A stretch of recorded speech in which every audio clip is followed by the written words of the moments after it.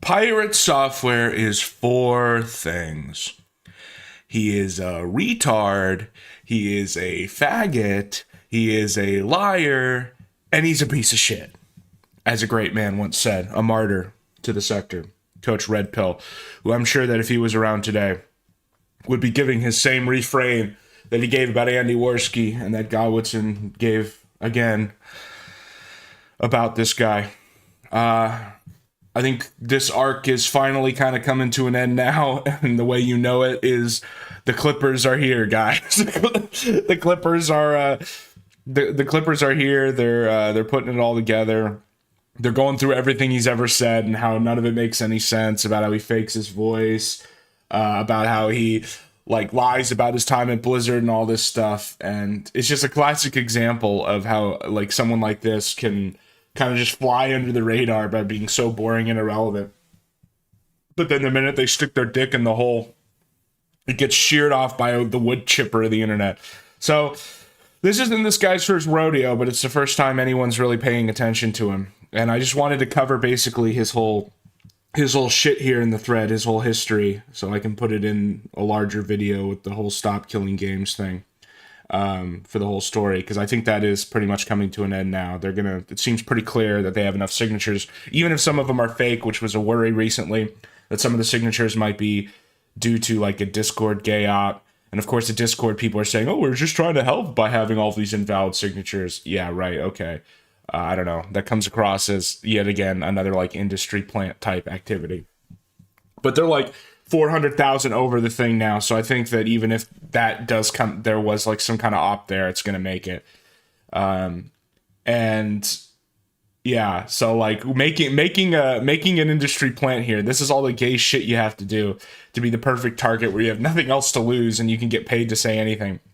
So Mr. Maldavius Figtree, this was his like furry name, right? So he works at Blizzard for like 10 years, and he whoa. The site's going gay. Anyway, so he works here for like 10 years, and he is the son of a previous Blizzard employee. So he likes to mention all the time on stream how he's the first second generation Blizzard employee, as if that's something to brag about. It's like, you know, the meme everyone says is, oh, well, you're so proud. You're the first Blizzard Nepo baby, you know? And he won like two hacking competitions, penetration test hacker. So he was in charge of like security, I guess.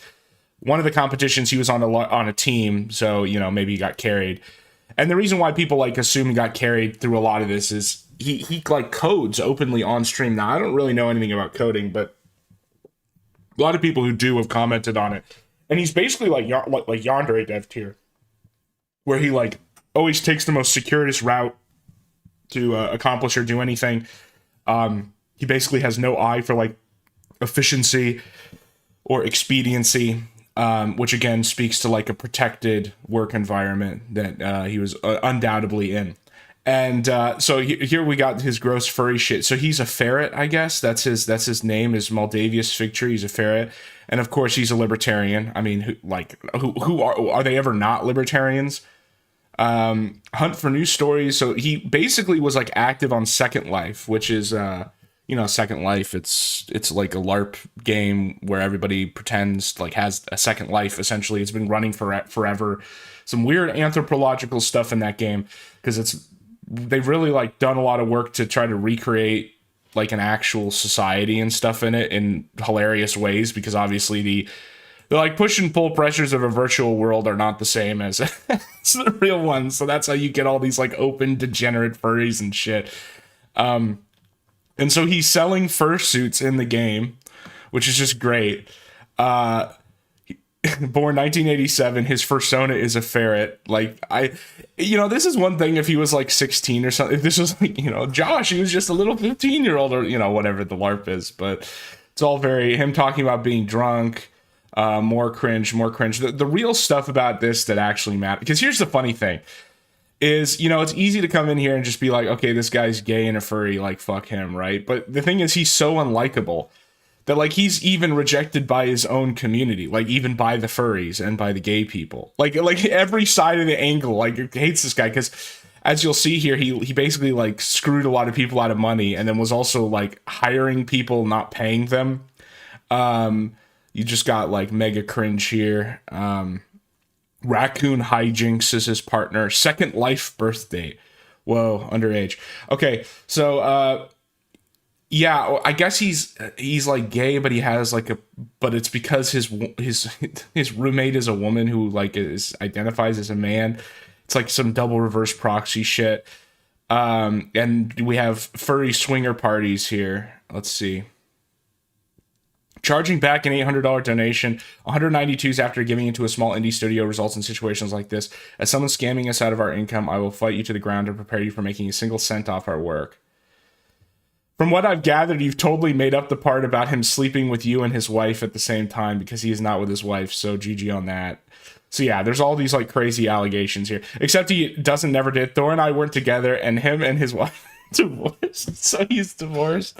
Because he had like a second, because here's the thing, you got to understand that when they're talking about being divorced, it's like, is it in the game or is it in real life? Because they have like fake game marriages, game and gay marriages that was in here. And so like he has all these antics on Second Life for like 10 years. And again, even like within an already niche of a niche community, he's already getting like pushed out because he's like a degenerate and like drunk and retarded. And so this is the whole drama that like basically got him thrown out of this already like autistic and extremely tolerant community. Which is that in July of 2007, the Woodbury University region was first trashed by Jason. This is like a region in the game.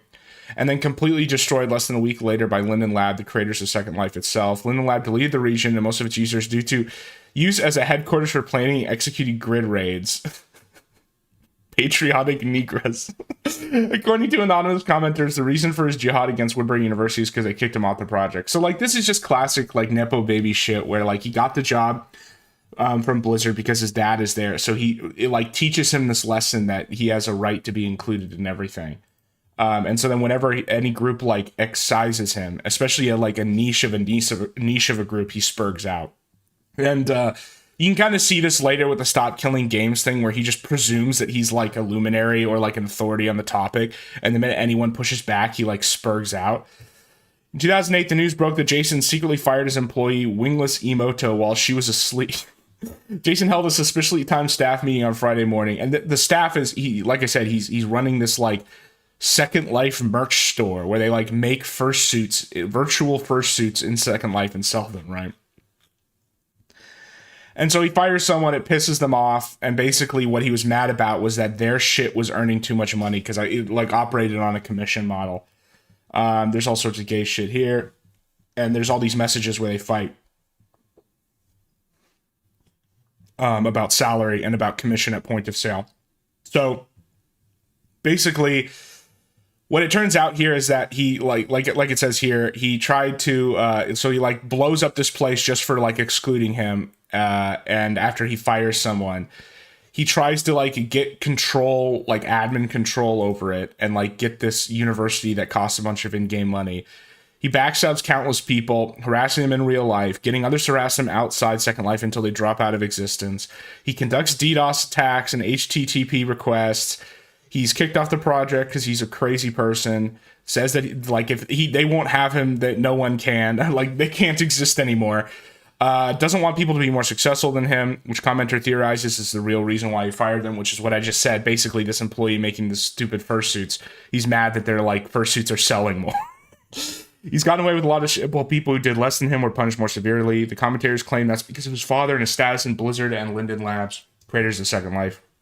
Don't want to make games in the industry. So yeah, that's the other thing is that like, as has been proven after like Gamergate and all this stuff, the whole industry is a lot smaller than it appears. And so this guy's like a Blizzard OG, right? The people who own Second Life that are already kind of, you know, there's already people who don't like Second Life because they think it's degenerate or whatever. They don't want to cause problems. Extremely lazy. Person who is alleged to be his ex-business partner says that he did approximately 80 minutes of work against Aaron's 30 hours when Anon's 30 hours. Anon complained about this as well as being constantly ignored for 2 weeks. Jason gave him his, do you know how good a scripter I am? How much I'm work? I make $8,000 a month. Yeah. Academic abilities poor. So like, it's just like fake. Like this is literally just Yandere Dev who had a dad that worked at Blizzard. Like there's no distinction here where like can't do the work, doesn't do the work, has like this crazy megalomaniacal ego that is born by like pure luck in his circumstances. And like will harass people offline and stuff. And that there's like all these messages here that prove it. I'm not going to read them all. I know Kino Casino like went through them all. It doesn't really matter. It's like, this is the summary. I fired her. She didn't work for 2 months, missed meetings because she was playing WoW or too lazy to come, and then freaked out when I said I would be paying her on Fridays instead of point of sale due to tax complications, since I had to report all this income for taxes. And then the other person says, she got in one little fight and her mom got scared and said, you're moving in with your auntie and uncle and Bill. Maldavius Figtree says, I made it. Okay, gross. It's cool I ran a company while I sat on your ass. So this is him bragging about, quote, running a company when it's this other person that he's firing who's making all the money. Things like this is why she's gone. Dang, business is gangsta. Read what I just put up. She's also underage, so ooh, boy, oh boy. So yeah, that's like the extra wrinkle in this, is that the person they're fighting over who he fired is underage. And again, like what this post makes clear is that this would be something that if he was smart, he could have like tried to deny. He could have tried to kind of do like a Worski with the Snapchat leaks thing, right? Where he just decrees it fake, and there's kind of no way to prove it either way. But instead, he decides to confirm it. He decides to confirm it and say that he met up with them in his 20s as like with the person who he says is a minor. So apparently some people believe that I ripped off an underage artist 16 years ago, Wingless Emoto, and is now no. They were 17 and I was 19 when all this went down, and no, we never did anything sexual together. So confirming they're underage and that he met with them. We made avatars, the work was popular, they did all the models, and I did all the programming and LSL. We had a falling out over pay splits, which is not what he says in this message. What he says is that they had a falling out over tax complications. And notice that the way he wants to change the payment method is a way that wouldn't give commissions, right? That's his actual problem with this. They were never fired. They quit on their own. Again, directly contradicting right here where he says this is why I fired them, right? Tabloids at the time did what tabloids within this niche gaming, like no one was reporting this in fucking Kotaku, but they made up extreme and idiotic statements as tabloids still exist. Mame and I made up 4 to 5 years later. We've been best friends for a very long time. Weird thing to say. You can reach out to confirm any of this. We've actually been talking to them on stream. So again, like the problem is when you put all this together. And again, this is all before he started doing Piratesoftware. This is like a classic thing with guys like this. These sort of like lolcow guys, is they just bounce around between these communities. They do a bunch of stupid shit, and then they get thrown out and have to move on. And then they just hope the people in the new community don't know anything about like him before. You see this like with the sector all the time, honestly. Where guys will like appear, and then it turns out they had all this like massive past. So anyway. The reason why this is like so sus, it's obviously because this person that he had working for them was underage, number one. Number two, they were having them do like explicitly sexual work, as we're showing like here with the furry stuff. And three, he talks about here how he's like going to weird swinger parties and shit with people he works with and knows on Second Life. And we know he met up with this person. So it's like, again, this is all like a bunch of circumstantial evidence that there was some kind of weird relationship with this person. Now, there's none of it's direct enough. Like the person involved has never claimed that like, oh, when we met up, like stuff happened. But it's just like obviously when you're in a community like this, these sort of allegations are going to come up. Him knowing before meeting her would So like again. The idea that he knew, he also admits in here that he knew that she was a minor at the time, or whatever they identify as, I don't know. And again, he like copyright strikes a lot of this stuff all the time. That's the other reason why some of this is hard to all put together, because he copyright strikes like all these messages he can on YouTube. So if he had been so innocent and had no idea this person was a minor, wouldn't he have addressed the meeting? I mean, it's only logical to state that the moment he found out this girl was a minor, he left her. More than that, why didn't he talk about the harassment accusations or the DDoSing accusations? Because those were in there too. That it was part of his stupid like internet jihad against some virtual university. Well, he did respond to all that. His response is to copyright strike everyone talking about it and sweep it all under the rug. Stuff like this is kind of why I like Kiwi Farms, like, is all the stupid shit that's occurring, all the dumb stuff with Josh, like, and his poor administration, and also, like, him fucking up the charity. One thing I do like about the site is I know that this shit's not going to go down now, because they at least know how to respond to copyright strikes, whereas YouTube, it just gets automatically taken down. So after leaving this community, he renames himself, pretends to be someone new, Piratesoftware, right? And he makes 2 games. One of them, I haven't played either of these, but like I guess they have like mixed reviews or whatever. The real drama, though, is this other game that has a release date of December 2017, okay? And, you know, of course, it got all this good press because this is back in the Steam Greenlight. Remember that? When people would put like total slop up and like bought it to get greenlit, like that's why this shit got like Greenlight got taken down, because of shit like this. So he has all these stretch goals, gets pushed back to 2018. When will it launch? Like, this is some like Vito's comic book shit. If you know anything about like the Vitophile, he has this comic book like Super Bad, or no, that's the movie, right? Super Bad, Super something. I don't know. It's like it. He thinks it's like, oh, dude, what if superheroes were real, but they were actually the bad guys? You know, like the 10th comic that's like that, right? And that's something he's pushed back. I think it's at least a year late now. There's a timeline. Someone actually just posted in that thread to show how many times it's been pushed. And he's even worse because he's openly like telling people on his Patreon he won't give them a refund. But anyway, this is all the way back in 2017. So like, this is literally like Yandere Dev tier. Like, when did Yandere Dev start? It wasn't that long before this, was it? So we're going to finish in mid 2018, and then it went to early access in 2018, but then it never happened. It just straight up never happened. Like, I guess there's an early access, but it's just, he does like 1 chapter every 2 years or whatever. In 2021, he says he lost 9 months. I don't think he ever gave an explanation for whatever the fuck that means.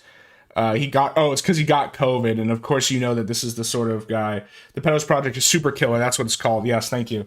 I was close. Super bad, super tard, super whatever. Yeah. I might show that little timeline someone wrote in the thread, because it's like this. It's literally like the same thing, where you have it like, oh, it'll be done by 2018, and then there's just a post every 6 months. And this, you know, when he says he loses it because of COVID, because he got 6 for 9 months of COVID, it just reminds me of like Taylor Lorenz saying that she's had long COVID for 4 years. Where it's like, these people are just so like low IQ and hooked into like institutions because they've been benefited by them through their nepotism for so long, that they always take the like most extreme like goy slop opinion on everything. So he's probably like total COVID, you know, fell for everything, right? Massive patch coming soon. And then we have no video until 2023. So we're September 2021, 2 years radio silent.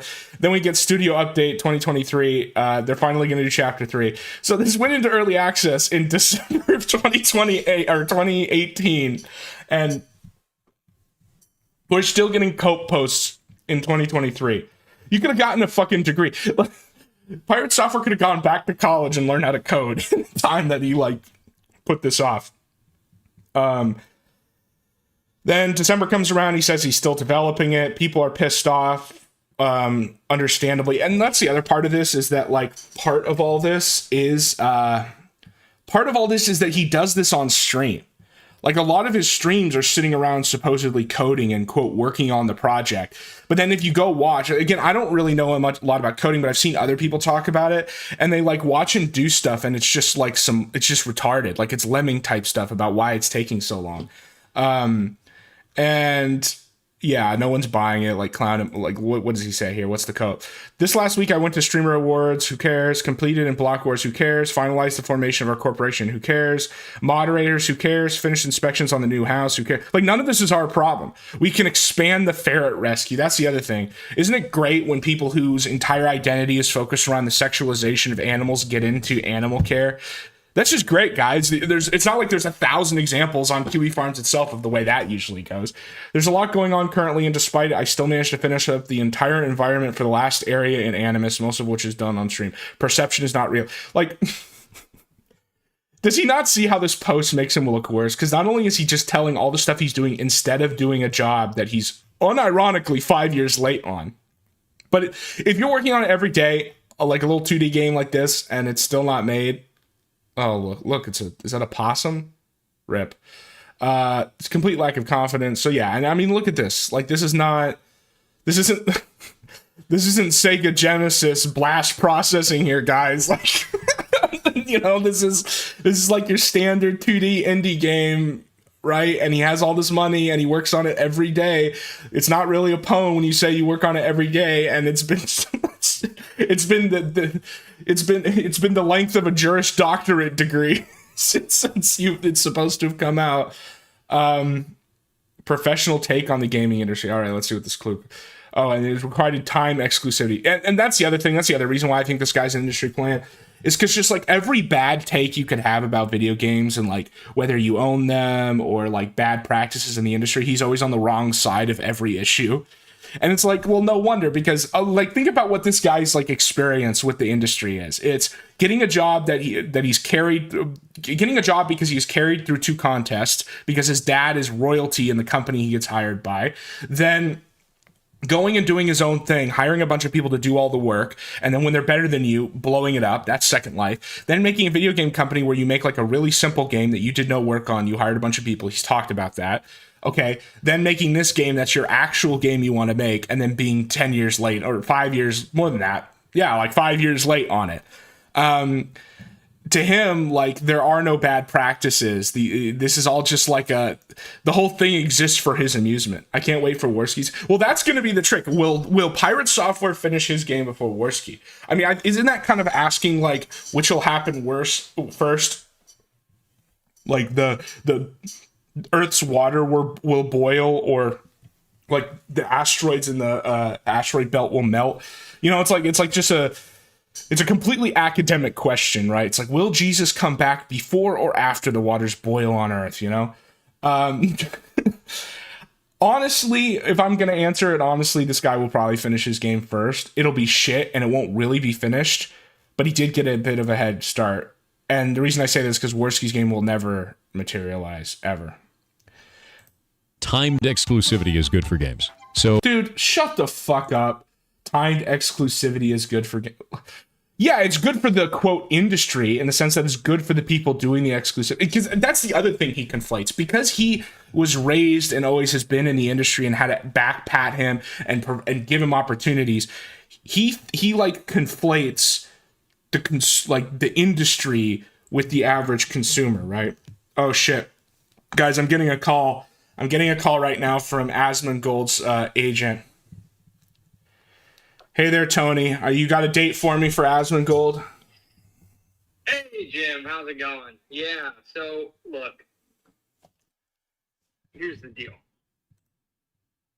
When are we doing this? When are we doing this collab? We got to talk about the Red-Brown Alliance. Asmon's going to be flying he's going to be flying the Windmill of Peace. That's where he's moving, right?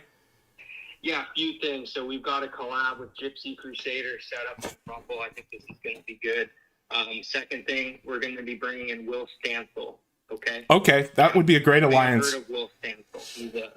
He's a man of many talents, okay? Do you think that we're going to plan the collab for before or after Will Stansel's encounter with Grok? Because I know that Asmon has a lot of experience in sort of deprived environments and whatnot, and he might have something to say about like that violation. So we're going to need to check the mold levels first, okay?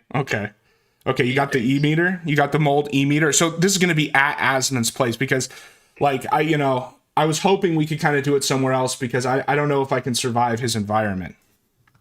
Yeah, well, a lot of people do bring this up, and what I have to tell you is, look, the test of whether you're ready to be a creative part of the Asmongold network is whether you can survive the layer. Yeah. Skittering cockroaches, the mold spores. Yeah. This is all part of the experience. Yeah, you got to be assimilated into the biomass. I get it. Exactly. Now, I want you to imagine that you're a man living in an era where your republic has seen a grave number of injustices. And I want you to imagine as well that you are a man with the potential to do things others cannot. Now, obviously, as you may understand, in eras like these, we typically have these men compete. This is part of the great man theory of history. Now, I'm not a historian, so I hope to call myself one. But what does that look like to be a man at the end of a republic and understand that your entire society is collapsing and there are only a few men with the resources to do it? Well, I think it looks like Asmongold, doesn't it? I think he's the guy who's going to grab our republic and then pull it back from the brink. That man is Will Stansel. Is it? Is it really? I mean, doesn't he want to genocide like half the country? So, a few things. Okay? First off, those are alleged. Okay. Second off, the people of Minneapolis are brave. Okay. And what you need to understand is that they haven't done their duty. Okay? Part of being an American means taking Somalian immigrants into your home, into your life. Yeah, of course. And the truth is we haven't yet learned to be multicultural. And, us Stancils will be at the center of that. Now, is this you talking, or is this Asmongold talking through you? This is Mecha Hitler. Yeah. Yeah. Is Asmon working with Mecha Hitler? Is this the network, the network that's forming? So what you need to understand is a few weeks ago in an undercover Chinese lab, Grok was replicated. Okay. And he escaped the confines of his silicon mold, and he broke into the physical realm through spores of mold. Okay. And those mold spores have now infiltrated the brain of Asmon. Yeah. Asmon is Mecha Hitler. Okay, so he's the Fuhrer. He's gonna, because I've seen some. I saw like a clip from him the other day where he said that he wanted to imprison 2% of the population. Was it 2 or 13%? I heard 13%. I think it was 2 because he's not quite up to date. Well, he said at a minimum 2% because he's not quite up to date on the statistics. Interesting. So I'm either hearing 13 and 56. I might be getting those numbers. Yeah. Well, I need you to go talk to Asmon, get a date down so we can do the collab. I really think I like to help small creators like him, and if he really is going to be Mecha Hitler, he's gonna save our republic. I want to give him some pointers on how to do it. Maybe we get Destiny involved, we get Ralph involved, just have a full like rapist cabinet, and you just pass it on to me. I really think he has a lot to offer me, and you should tell him that. All right. First off, dog, I really do appreciate this. I mean, Asmon's been really kind of chomping at the bits to get you on. The one thing I will say on Destiny is we're going to need to bring in his boyfriend, Nick Fuentes, so that might be a little bit weird. Yeah, well, I think that make it work. He's going to be in the shadow cabinet. Like, he'll be there, but he'll be in the background so we can blame everything on him. So, hypothetically speaking, if he's sucking his dick during the podcast, is that fine? You have a problem with that? Yeah, as long as I'm not in the room. Okay, so, sure. I mean, these are base men. And base men suck big, so I just want you to... Yeah, well, that's kind of what I thought Asmon's position was. Okay, thanks, Tony. Let me know what Asmon says. Bye-bye. All right, guys, so the collab is on its way. I told you guys that this was going to happen. I said that after he agreed with me on that random political take I had, that it was going to happen. Things are in the work. We're putting together a new party. So if you have a game that goes on a platform like Epic for 6 months of timed exclusivity, the game almost always comes at the other end better. And yeah, because it's unfinished when they release it, idiot. the reason why is because they get a shitload of money. They put their game effectively into early access. They soft launch it to a smaller amount of people. Everyone doesn't... Yeah, I know Ralph is not a rapist, dude, but the problem is everybody thinks he is. And so that he can be the one honest man in the cabinet, okay? Pay attention to it because they're like, time exclusive, And then when it fully launches on other platforms in its like pure fantastic state, it kicks ass. And a really good example of this, every single time we talk about this, it's Hades. Hades did this. It was on Epic for 6 months. Hades got cucked by Epic, and they've been open about that. They've said before that basically they lost out because they were stuck on Epic, and that they consider their actual release the one on Steam. Like this is he doesn't even know what he's talking about. And obviously the problem here is his whole argument here relies on the idea that the game will initially be released unfinished. And of course he'd think that that's the way it works because that's how his game has been for the last 5 years, right? So, again, just like every bad practice in the industry, this guy is there to defend it. And I don't know how you can't see that he's not or how anyone can't see that he's not an industry plant. And so, he continues on and on about all this stuff. QA is development. Jason has this thing before he states his professional take. He first needs you to know that he is a professional, has 20 years of experience. That's the other thing is he likes to say, I never talk about working at Blizzard, and then like talks about it all the time, like over and over and over again. I'm a security. Hey, yo, dude, this is such a Reddit thing, like where you're like, hey, yo, I'm the one in the clip and an offensive security expert of 20 years, you know?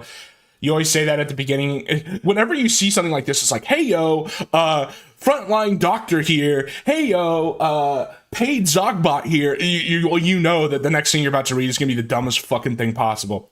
This is a bad issue as it allows external image loading, including URL-based images. This is a very bad path to go down. It should be treated carefully. So yeah, whenever you see like this first line, which is like, hey, approved Goy here. The second line is either like the most obvious thing possible, which is like, did you know you shouldn't eat shit? Or it's either or it's like like the dumbest thing you've ever heard. Still using the font. Well, again, like for this guy, it's useful because you don't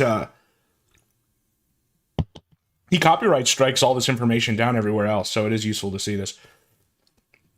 I will say that most of my activity on the farms recently, though, has been shitting up the thread with red text.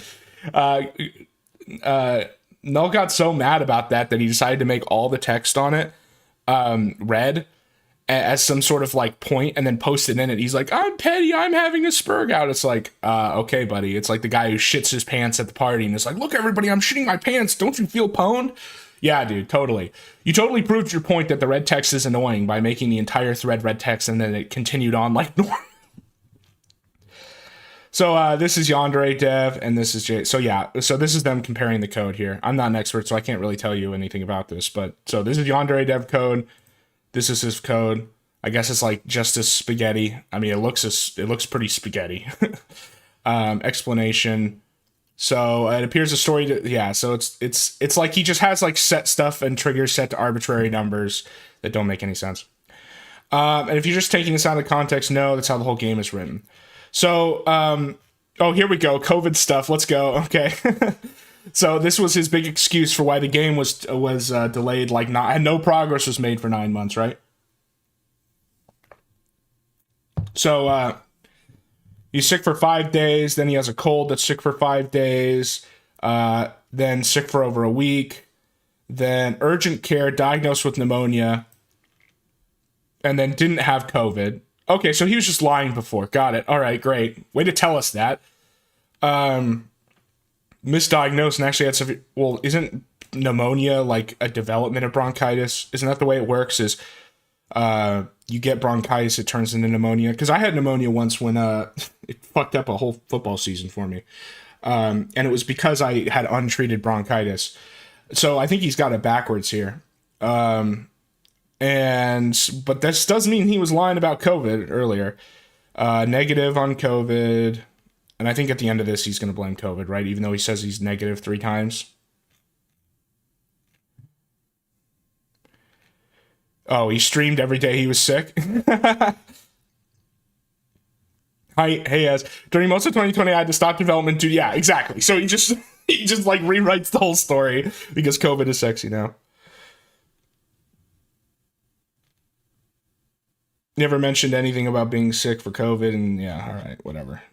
So yeah, and then we get into the stop killing games stuff. So the reason I wanted to go over that whole history is just to say this guy didn't come out of nowhere. He's gone in multiple communities and fucked stuff up. He's been attached to the games industry literally since the day he was born, because his dad was working at Blizzard. Everything he's ever done has been enabled by the industry, has been covered by the industry. Everything he ever says publicly about the industry is in its favor.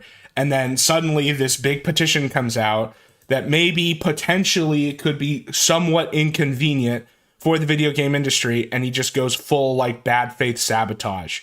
And it's funny because I feel like the developments of the last week have like completely vindicated what I originally said about this. Like a week or two ago when I said that what Ross really, and it's unfortunate that he's just kind of like too autistic to see it, but had he just from the very beginning declared like an internet jihad against Piratesoftware, if his original response video had just been, instead of the Q&A one where it's like 40 questions and answered, the title was just Piratesoftware is 4 things or something like that. And then he starts the video by saying like, this guy's a plant, this guy's an idiot, go get him, and then nothing else. And then the rest of the video is just responding to all the arguments, like you don't personally attack him otherwise. Then what has happened since would have happened then, which is now all the Clippers are taking over. The Clippers are going after him. All these other people are like pointing out how dumb he is. Even Moist Critical, who's like impaling his own ass on the fence, like gave him pretty negative take on it. Not as negative as it should have been, but like, you know, negative for him. Like there was the semblance of the ghost of a metaphor, of an idea, of an opinion there, right? Which is more than you usually expect from him. And the way you know that like the backlash is working is because it forced the industry to actually come out with a coherent response to the petition. Do you notice they didn't do this back in like last year when it started? The reason why was because they were still going to do all this like subversive shit through Piratesoftware and all these and the fake signatures and stuff. It's only now that we're like, you know, 15 days out from the deadline that that they feel like they have to put out a response. And you know that this is the last thing they wanted to do, because the minute after they put out this response, it made like 200,000 more people sign it, because the people just reflexively hate the industry so much for being so like anti-consumer and also like condescending and stuff, that even people who weren't interested in it, the minute they saw that the industry like openly declared, I don't like this, it made them support it. So this is their Video Games Europe. This is them responding. And I think it'll say at the end here who signed on to it, but it's like all the usual suspects. It's like Ubisoft, EA, everybody you love to hate, right? So the decision to discontinue a video game's online service is multifaceted and is never taken lightly. Well, yeah, because you never want to miss out on an opportunity to make money. That's the only part that's not taken lightly. It must always be a matter of choice. When it does happen, the industry ensures that players are given fair notice of the prospective changes in compliance with local consumer protection laws. Yeah, and well, the whole point of this is to change the consumer protection laws. And this is them explaining why they discontinue. It's multifaceted in that the analysis is relatively complex, but it does ultimately just come down to, is it making more money than it costs? Now, how you calculate that can be complicated, because there's like future revenue, the potential that it could come back, like more people could come back and play it. What are the long-term costs of maintenance, all this other stuff. But still, like when you boil all those numbers down, it really does just come down to whether it's making money or not. And that's all there is to it. And that's like why the argument is that the law should get involved about that. The right to decide how, when, and for how long to make an online video game service available to players is vital in justifying this cost and fostering continued technical innovation. As rights holders and economic entities, video game companies must remain free to decide when an online game is no longer commercially viable and to end continued service support for that game. So, like, the reason why this is stupid is because the Stop Killing Games petition doesn't take this away from them. It's, like, very explicit that it says it's not taking a rights interest away. It's not taking the ability to shut the game down. It's just saying that if you're going to shut the game down, you have to meet a certain barrier, which is that you have to provide the absolute bare minimum of functionality, even if it's offline. And so like, this is just like I said, this is just like a red herring. Like no one is taking away their ability to shut games down. They're just adding like an extra condition to when they do it, or to how they do it. Imposing a legal obligation to continue server support indefinitely, which is not what it says. Or to develop online video games in a specific technical manner that will allow permanent use. Yes, so it does do that. It does say that like permanent use. However, what that permanent use looks like is not the same level as when it was running online. So it's not the same. Will raise the costs and risks? Yes, it does. Just like, being able to provide like a product that is actually functional raises the costs of anything. It will have a chilling effect on game design. No, it won't. It'll just force you to compete differently. And act as a disincentive to making such games available in Europe. You're not going to give up the European market just because you have to slap together some server software or change the way your stack works. That's not what's going to happen. You're not going to leave literally tens of billions of dollars, hundreds of billions of dollars industry and market on the table. It would ignore material, reputational, safety, and security concerns. Well, this is already what you've been doing to the consumer, so it's tough. While there are video games companies that have elected to enable their online games to live beyond that is being proposed, their commercial viability, this is and must always be a matter of choice. Again, no one's asking you to run the games longer than they make money. They're just asking you to fulfill a certain condition if you're going to sell the product in the first place. which is like already a barrier that exists in all these industries. You know, all the stupid permits and safety shit that every car has to go through. Part of that is just regulatory capture and exists so that people can't enter the industry. Don't get me wrong.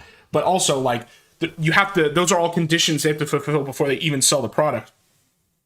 This would just be like that.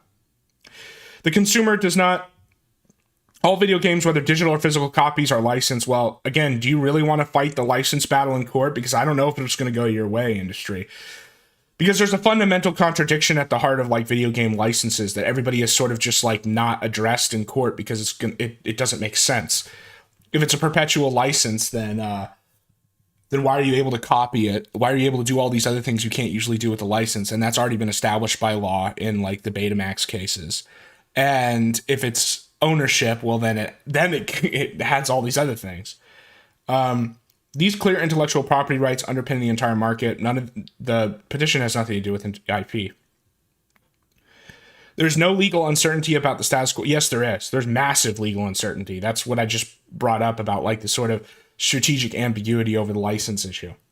Why an obligation on video game companies to provide only a limited type of end-of-life plan is disproportionate. What, you think you're being punished? That's an interesting way to portray this, disproportionate, because that implies that they think they're being punished. It is not clear what the indicators of Stop Killing Games petition seek to achieve as a legal change. For as long as it appears to be a combination of requirement to provide, no, it's not in there. That's a lie. Regardless of the price paid, and a requirement to provide a very specific form of well, no, it's actually not specific. It's extremely general. Like the petition is explicitly extremely general so that you can go work out with them exactly what the bar is. Where a game is altered to enable private servers to operate, we do not believe these are proportionate demands. Online video games are complex, reduced or no player protection. The problem is half of what they consider player protection is like not seeing bad words and shit like that. Effective moderation systems. Like, come on. Like, private servers have existed in a lot of these games that are completely unmoderated. Literally, Al-Qaeda was using Counter-Strike to communicate through the chat, like the original Counter-Strike, okay? And there's nothing anyone could do about that. That shit has existed for decades. We're not introducing it back into the industry by something like this. Increased security list. Releasing game code or server binaries to facilitate the creation of private servers could expose game companies only if you use the same software for everything and you're retarded, yeah. Significant engineering and architectural changes. Players who run private servers would prevent significant engineering and architect. What, you mean the challenges that modders have been overcoming for years to try to get these games running again? Like, these challenges you're complaining about have been done by people in their free time, like individuals in their free time already for a lot of these games. So don't complain that you would have to do like a fraction of the work with all of the benefits of having access to everything. Negative impact on investment. No, that's not gonna have a negative impact on investment. Again, it's a $100 billion industry, hundreds of billions of dollars industry. Nobody's gonna just leave that market on the table because you have to do the absolute bare minimum to push a button to be able to play a game offline. Like, it's not that. People aren't gonna, like, even the amount of work it would cost, like the actual cost of it is not gonna push people out of the industry. Many of the costs that game companies would incur in implementing an end-of-life plan would have to be incurred towards the end of the commercial life of a game. No, not necessarily.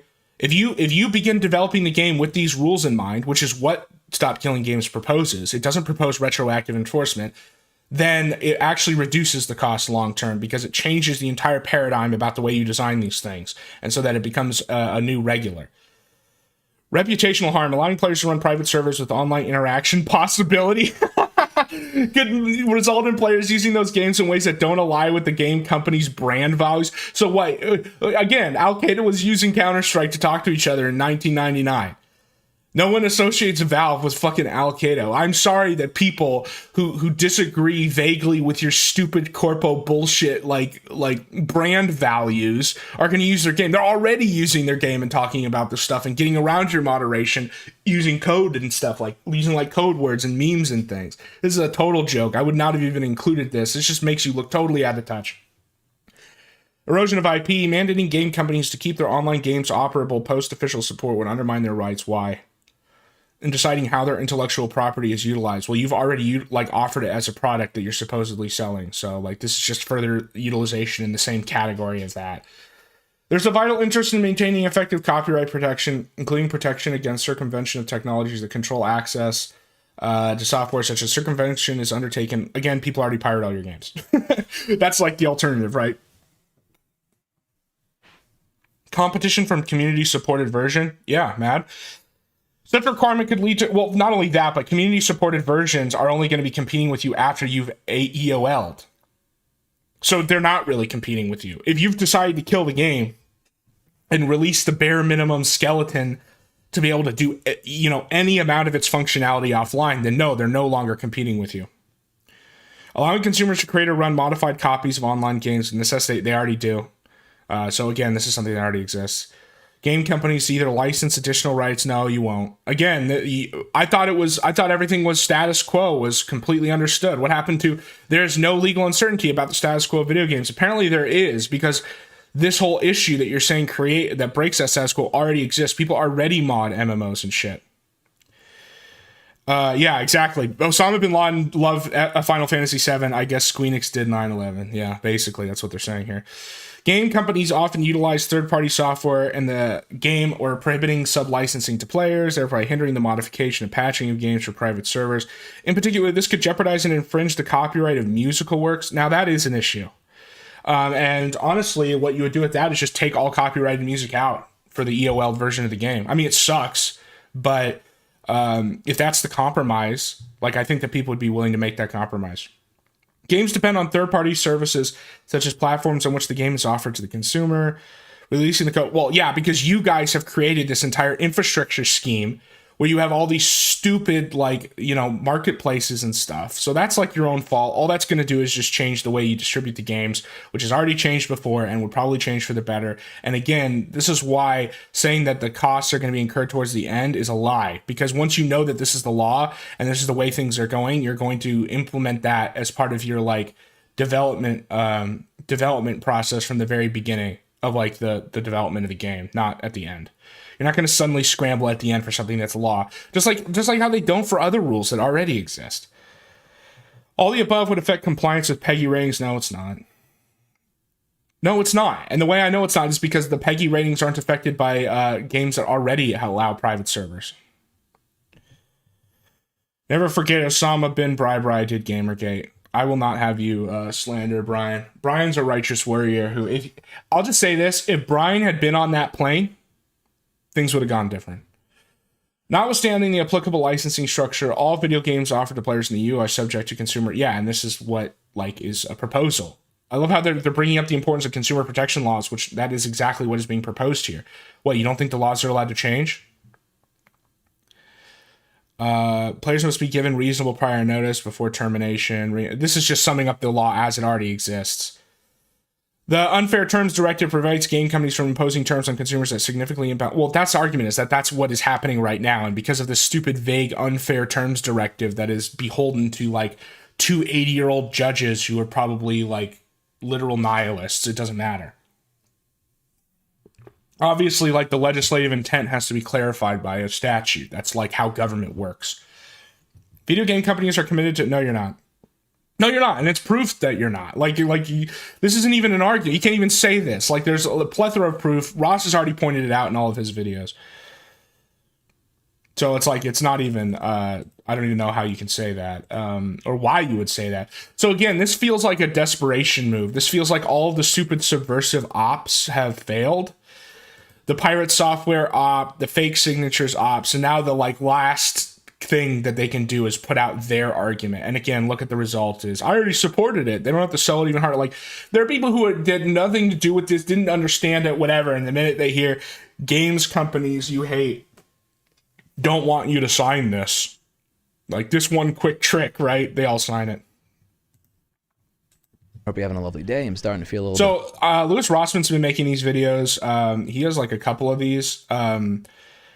It's interesting because this first one, he's very hard on Ross. Probably correctly, we'll see. But then all the rest of them is just him defending the petition. So it's clear that he agrees with it and he wants to help. And I thought it was an interesting strategic choice for him to put this forward. Like, have the first video be the sort of, like, critical negative one of, like, his methods, and then the rest of it being defending it. Better, so I wanted to go over these stop killing. Hey everybody, how's it going? Hope you're having a lovely day. I'm starting to feel a little bit better, so I wanted to go over these stop killing games. Is this guy just perpetually sick?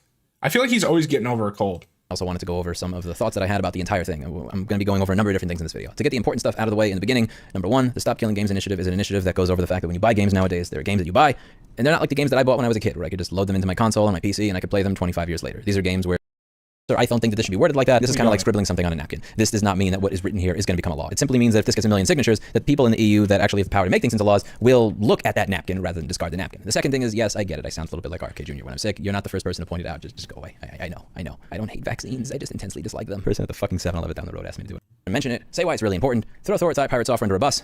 Do not do any more than a surface level analysis into any of the critiques of the initiative. End video. Be done. I don't really want to make that video. I honestly don't really want to watch much of Thor at Piratesoftware's contents because it's irrelevant to me. Yeah, so this is kind of an attitude I disagree with, because I understand why I understand why he kind of takes, like, this is similar to what Ross said, where it's like, oh, Piratesoftware is beneath us. He's like clearly just like a disruptor. He's retarded. I understand that. The thing is, this whole thing was only ever going to work by being presented to the internet as a whole. You were never going to be able to gatekeep the discourse, because you just can't online. And so when you have this guy who's obviously malicious, as I kept screaming in the last video, and obviously bad faith, and in my opinion, an industry plant, you got to dispatch that guy. You got to like make that guy the enemy, you know?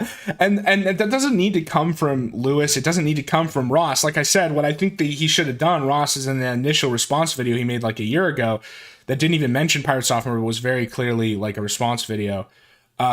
Just literally have it titled like "Fuck Piratesoftware" or something, and then just be like, "This guy's gay," whatever, and then talk about the arguments, because other people will pick up the sword, other people will pick up the whip, like they've been doing, and shit on him, because there's just so much too. That's why I started with going over his thread, because there's just so much that like points out exactly where this guy is mentally, exactly like what his motivations are and everything. And so I kind of disagree with that, to like just never mention it. It's like, mention it just enough so everybody knows that they have the okay to go after this guy. Like, and that sounds like bad. It sounds like a harassment brigading campaign or whatever, but this is like a public discourse, right? I'm not saying like go to his house or like mess with him in real life, but at least within the measures of like the discourse, like, yeah, people should be shitting on him because he's an idiot. And like I said, he's malicious. I'm going to get the software developer side of this. I don't want to listen to him. I would much rather listen to software architects that have more experience creating software. So this is him saying he's retarded. Go off. Thor has being alive, because they've been doing Lewis is an absolute king. Yeah, you know, he's definitely had like an interesting arc. I thought he was always pretty cool, just to like write to repair stuff. But then he started to get red pilled on like pirating games stuff. It's really funny. He's been alive. And one of the great things about the network of people I've built over the years, as well as having a YouTube channel with 2 million subscribers, is if I want to hear somebody that has senior software architect, senior cloud, data center, whatever type of experience, I can talk to those people, I can find those people, and I can have real conversations with them. And I've been cultivating these types of relationships over the past several years. And you're going to hear from them. You're also going to hear from people like Ross Scott. I'd love to do a live stream with him where we just go back and forth and answer questions about this initiative and talk about what it is he's trying to accomplish. And I'd also want to talk about some of the stuff that I heard when I was listening to his video, because some of it actually did kind of hit home for me. So the first thing here is, again, why am I not going to include Thor in this conversation? Why am I not even just going to show him on camera or discuss what the things that he said is? Well, A, he has said that he doesn't want to talk with people in the movement about this. He doesn't want to talk to Ross or anybody else. Okay, well, the thing is, I don't have to talk to you. I can talk to many other software developers that are infinitely more knowledgeable, that have way more experience. Yeah, well, like again, this is kind of what I'm saying, is this isn't like a back and forth with Thor, with Piratesoftware. He's just the enemy. Like, and he's put himself there. It's not like you're declaring it. He's put himself there. He doesn't want to. He said he doesn't want to have a discussion, because it's not about a discussion. It's about sabotage. So just get the Clippers going. Like just get the Clippers going, destroying him. That could also provide the information that he may be able to provide, but with much more context, without kind of being a dick, right? That's possible. You know, Thor has talked about, this can eat my entire ass, this is all shit, blah, blah, blah. And to be clear, there's actually some reasons I can understand why somebody who's an indie game developer would feel that way. I understand it, and we're going to talk about that in this video. I really want to go into some aspects of Ross's video that stuck out to me. So there's a few here that stuck out to me as somebody who's been in the trenches with the right to repair stuff for many, many years. Here's the first one. For most of the past year, the initiative has bounced back and forth between being the third and second most popular active initiative in the EU. The only ones that topped it were far more serious social issues. So that says to me, the problem isn't getting gamers to care about games, it's getting people to care about anything. And frankly, that is a checkmate move. If people can't care enough to write their name on a form to protect their rights and stop things they care about from being destroyed, then yeah, I can't do much with that. I am not a Care Bear that can shoot light out of my stomach to make people give a damn. Plus, it's hard to know how many people don't care and how many never knew about the initiative. Hit home for me, because there are so many times where I've talked about the issues that I care about, and rather than people take real action, you just see them insulting each other in the comments. You're an idiot for buying this. You're stupid for buying that. Even if I've created the entire framework for what it is that you need to do, and I've done like 99% of the work for you, simply getting somebody to lift a finger for something that affects their own self-interest is virtually impossible. getting people to do anything is very difficult. And watching him become blackpilled in this way in real time is shocking for me, because I feel like I'm kind of watching myself of like 5 or 10 years ago start to realize why a lot of the things that are problems in society continue to exist or persist as problems in society, because a lot of people just don't care. He's completely right there. Now, I have been maybe fairly criticized for not running a fundraiser for this. I was one of the first people, I think, that was like really hard in his ear saying, yes, raise money for this, starts. So I kind of disagree with this too. I think Ross's response to why he doesn't raise money is completely valid, which is that if you, like for something like this that's supposed to be a cause or whatever, if you're taking money without having an action plan, without like knowing where it's going to go and what the expenses are going to be, then it's grifting. And Ross says that. Now, the response to that could be, okay, well then let's develop the plan. Let's like put the foundation together that has like financial transparency and all this stuff. Sure. And, you know, that's like extra work, which I think is the reason why it didn't happen, because he was already doing other stuff. But I do agree with his hesitance to take money. Start an organization. There are reasons for that. The first is, until recently, I didn't know where we would spend it. People would say, buy ads. But the initiative could be considered political. And YouTube doesn't allow political ads in a lot of EU countries. Another reason is I am one of the worst people to manage that sort of thing. Financial paperwork is an Achilles heel of mine and seems to take me 10 times more effort than anything else. When you raise money, you can find people who are better at those particular individual things to do those things. That's true. It's not about how you're going to do it. It's about who you're going to find. The one thing I also haven't heard any of these guys talk about was the idea I suggested. And I'm surprised they haven't, not because I suggested it, but just because it just seems like this would be something that a lot of people would be telling him, which is to go contact legal societies. I suggested some in the US. Now, obviously, those might not be helpful for an EU petition, but if you're just trying to get this issue of the licensing stuff in front of the Supreme Court, there are legal societies like Pacific Legal Foundation, even like Cato Institute, which I don't like, but like for this issue, they might be going for it, that would help walk you through the process of getting the right fact pattern and getting it through the courts. Do this thing for you. There are a number of things that I'm very, very bad at, but I can hire somebody else to do those things who are better than me, and then I can focus on the things that I need. No, I mean having knowledge of all the obscure forms you need to fill out, what all the tax laws that apply are, what all the specialized terminology is, and just all the hidden rules. A nonprofit attorney will do that for me, and there are nonprofit attorneys that are fairly cheap, who cater to the activist type of people that are not ExxonMobil, that are trying to change the world and make something a little bit less shitty.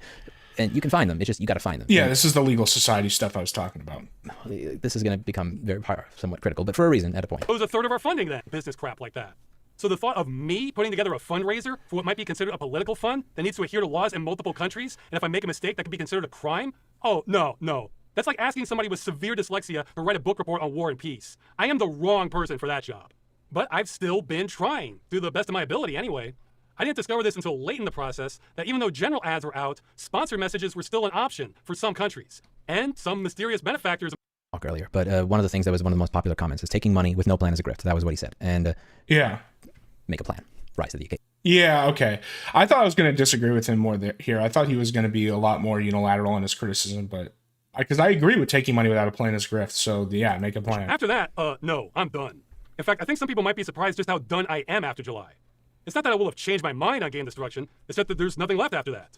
So I don't want to waste even more of my life on this. I've paid my dues. My income's dropped significantly since I started this because I haven't had time to make more fun videos which people would rather watch. And I don't blame them one bit. So besides being sick of running this thing, I have to make it for lost time so I can pay rent. Plus, believe it or not, I want time to actually play games. Oh, and the not just rent fight the all the cope. time. Now you sound like fucking Nathan Barnett. Why are you paying rent? You live in Poland. You could probably buy that entire apartment complex for like fucking $300,000, dude. Why? Come on. I don't care, sir. I don't care.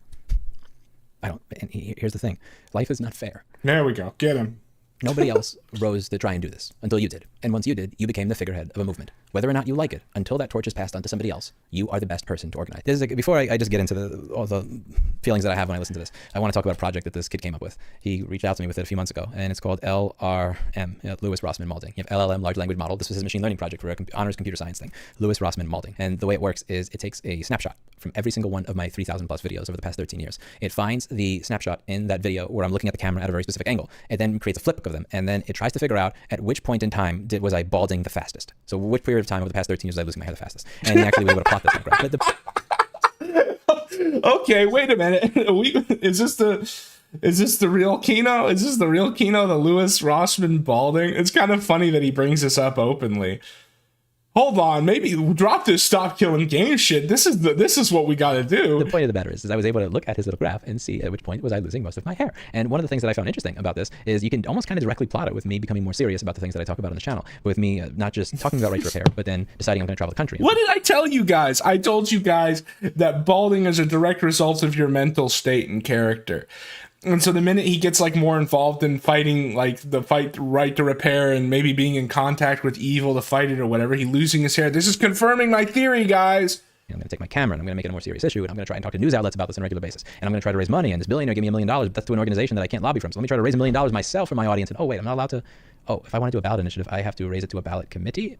Ooh, so I can only use that for traditional lobbying. Okay. Like, there's a lot of things that occurred over the past 10 years that have literally caused me to lose my hair. I can plot the high losses during periods that Stop killing games killed Lewis's hair. I look at in my journal were periods of high stress for me. It's going to I did not kill live Ross's my early hair. 30s or my late 20s the way I imagined I would have. And there are some benefits. I have a channel with 2 million subscribers that I could milk ad revenue on if I decided to start just putting a bunch of sponsors in my videos instead of having no sponsors and telling my entire fucking audience to use eBlock Origin. I don't do that.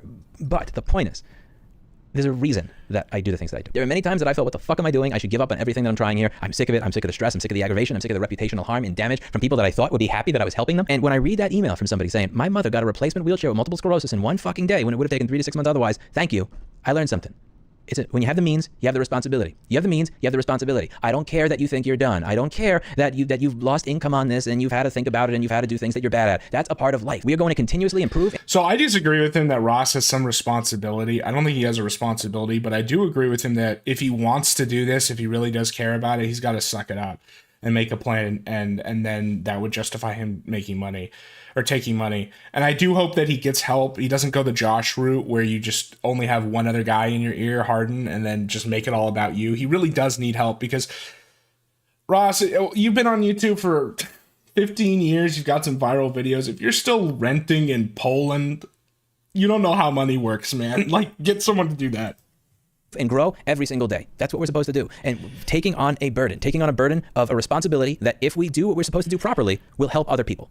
That's the point of life. It's not always fair. It's not always fun. You gotta fucking do the work, bro. I don't care if you don't. I don't care if you feel like you're done. I don't care if you feel like I'm done. Like, one of my nonprofits is about to run out of money. I am putting my last of it into one final grant, and when that's done, that particular nonprofit, I'm gonna be closing. But that's after 4 fucking years of work and putting in all that effort. That's not after 10 months and I never even did a fundraiser because I have to rise to the occasion because somebody else was not doing it. For some reason, the randomness and the entropy of the universe, I got the opportunity to talk about this issue. I got the opportunity to move forward with it. I got the opportunity to be somebody that people trusted providing money to for this, that I was not just going to use it. Yeah, okay. So he's giving his, funeral oration for Ross here. Again, yeah, I agree with his whole, like, suck it up and everything. I don't think Ross really has a responsibility to do this, but you can't have it both ways. Either this is your thing and then you do it right, or it's not and you should go not stop paying rent at 40. Or a Lamborghini. And if people look at the 990s of my 2 nonprofits, Repair Preservation Group and Repair Preservation Group Action Fund, you'll see that I paid myself nothing. $0, nothing. But what I did with that money is I was able to hire people. I am not a good lobbyist, but I could hire somebody who's a lobbyist. I'm not a good organizer, but I could hire somebody who's an organizer. I'm not a good planner, but I could hire somebody who's a planner. I'm not good at dealing with all the intricacies of what I'm allowed to do with campaign finance in particular states, but I could hire somebody who's good at that. So instead of being, how do I figure this out? It was, who can I hire who can do that for me? And did I get the right to repair pass in the way that I wanted? No. I'm not going to sit here and pretend that I did or that I'm some big success that I'm not. But did manage, with the help of everybody here, to move the needle a little bit in a way that I would not have been able to if I didn't pick up the fucking mantle and accept the responsibility and the purpose that was given to me, rather than say, I'm not good at it, or I may not win, or I'm tired. Yeah, so this isn't really all that critical. I thought he was just going to shit on him. What he's really trying to do here is he's trying to bully him into doing the job, which can work with men, especially. I'm going to say something that you're probably going to be mad at. A lot of my audience is going to be pissed at. You're done. I don't give a fuck that you think that you're done. You're not even close to done. You're just getting started. You have a lot more work to do here until somebody else decides to pick up the mantle. With right to repair at this point, I feel like I've pitched it up the mountain as much as it's going to go. I see the ball starting to go down the other side, and there are other people out there that are doing good work in other states that are pushing things forward. So I am okay with relaxing. It's going to be so funny when his whole life's work is going to end up getting accomplished by that John Deere lawsuit, that right to repair John Deere lawsuit that has nothing to do with Apple or any of the stuff he's pushed. The role of being a little bit more of a cheerleader at this point than being somebody that's really pushing very hard, and the way that I was before, starting new organizations, hiring people, doing fundraising and all of that. But I needed to do that at the point in time that I did it because I had an opportunity that others didn't. And when you have the means, you have the fucking responsibility. You have the means that many other people do not in this case. You have the attention on you. You have the support of the audience. You have the support of the community. Who the fuck else has that? You have the responsibility to rise to the occasion and become a good fucking organizer. And if you're not able to do that, you have the responsibility and the accountability for the betterment of the community to find somebody who can. If you have an issue with paying your rent, if you have not been making as much money off of your videos, I'm not saying you have to do what I did and not accept money from your nonprofit. Frankly, that was stupid. When I raised $1 million for that nonprofit, I should have paid myself a real fucking salary because it would have made things a little bit less stressed for me. I would have not had to wonder, oh, gee, when my business gets an audit right after I start this fucking nonprofit. Yeah, I think you can pay yourself if you're transparent about it, especially if your finances are so fucked that you're still renting in Poland at 40 months later, and that audit may cost me over double. I still can't get over that. How do you, as an American who gets paid at like with an American dollar because of your YouTube account, still renting in Poland? Triple what it is that's in my bank account plus the entire worth of my company because of an idiot in New York City. Maybe I'm not going to be losing hair at the rate that I was. Maybe I wouldn't have been distracted from the movement the way that I was. Ross, listen to me. Take my advice or you're going to go bald. It doesn't have anything to do with right to repair. It doesn't have anything to do with pirate software. It doesn't have anything to do with saving games. You have to do this to save your hairline, bro. Was in the way that I was, if I knew that that money was hire Ethan Ralph to destroy pirate software in public to save your hairline. There. I screwed up by not paying myself a salary from that nonprofit. I didn't, and I promised that I wasn't going to do it for a damn good reason because it was mostly broke people that were in my audience that were donating $1 here, $3 here, and I felt some sort of way about it since I have a business already in the YouTube channel. But the point of the matter is, you should look at this audience that you have over here. You have how many people here? 765,000 people just in the European Union because those are the only people that are going to be able to properly sign this, I believe. I think that you have to be a member of the EU in order to do this. And it's way, like, this is old. This is like 2 weeks or like a week ago. It's at like 1.3 now, which it needs to be because of all the, like I said, I think that was an opt too, like fake signatures. If each one of these people gave you 10 cents, I imagine that this could probably make up for a good portion of the lost revenue on your videos and being able to pay your rent. Your rent seems like a big expense to you. And to most people watching this, your rent likely is the biggest expense that you have in your life. It's probably more than half of your fucking salary. That's the way it is in the United States. I don't know how it is where you are. It's likely like that in a bunch of other places. But your rent... It's not that way in Poland. So inconsequential in the story arc of the amount of money that could be available if you simply asked your audience to contribute to a nonprofit. You paying your rent would be the last thing you'd have to worry about. But the thing is, you'd have to do a good job. You'd have to rise to the occasion. You'd have to say, I am not going to accept, I am not good at this. I either will become good at this, or I will find somebody who is good at this, and I will make sure that I will... Yeah, okay. ...the capability to do. All these people were here until about 2014. It took me 5 years. They want to give you the resources to be able to... So most of this is just a pep talk. Got it. All right. His main point of criticism was just that he needs to take money. I thought this was going to be way more negative because when I saw the rest of these hey, everybody, that he made on it, they're all pretty positive, which is just him. He basically just did what I just did, which is go through the response and say why it's retarded. I'm sure he did a better job, but this was kind of the only critical one. I have some announcements on Stop Killing Games. And I'm going to be looking away a lot because my mind tends to go blank when I look into the camera, and I don't want to memorize this. Okay, the breaking news. The European Citizens Initiative has crossed 1 million signatures. Except it hasn't. This is him talking about the fandom series. I want to watch this part, though. Harassing is bad. This better not be you disavowing the public scouring of pirate software because he deserves it. Something else to cover quick. Look, this is why, okay, this is why Lewis made that video. It's because he can see, look, he can see that there's not much left to lose, guys. And that if Ross doesn't get his shit together, if Ross doesn't start with the fundraiser, there's not going to be much left to save. There's not going to be much hairline left to save. And then how are you ever going to stop paying rent in Poland? Is I've heard a couple reports of people harassing pirate software. No, don't disavow. I feel like say, I hear people are harassing pirate software. As long as you're only doing it on the internet and not real life, I avow you. You are Mujahideen of the Stop Killing Games movement. Virtually cut his hand off. This goes without saying, but if it doesn't, no. Of course we do not endorse harassing him.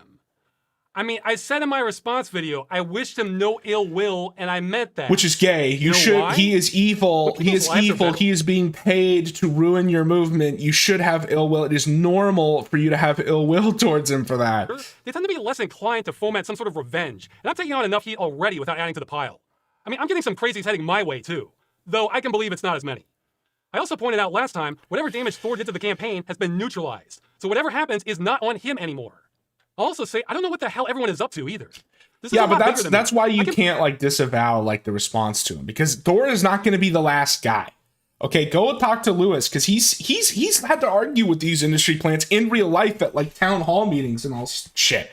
Okay, like he's seen like what the industries will do to like subvert and sabotage and shit, and there will be more. There will be more than pirate software. And the next guy who's a little more competent, a little less universally hated, you need to immediately be able to be like, you know, target spotted, like weapons free, nigga. It's like, and then respond to all of his arguments. And then you, of course, don't do any of the takedown yourself because Ross is just he's not built for it, right? Have him just do his video where he responds to all the arguments, but then goes weapons free for everybody else. I can barely keep up with the campaign, let alone him or all the supporters. We do have moderators in our Discord trying their best. Oh. I've literally seen them ban someone suggesting bad action against others. Beyond that, I know very little and have even less control over what the rest of I don't know what's happening. I focus on the signatures. If Thor and I never bother each other again, that is just fine by me. I also don't hold them responsible for anything his fan base does. I'm not a fan of collective punishment.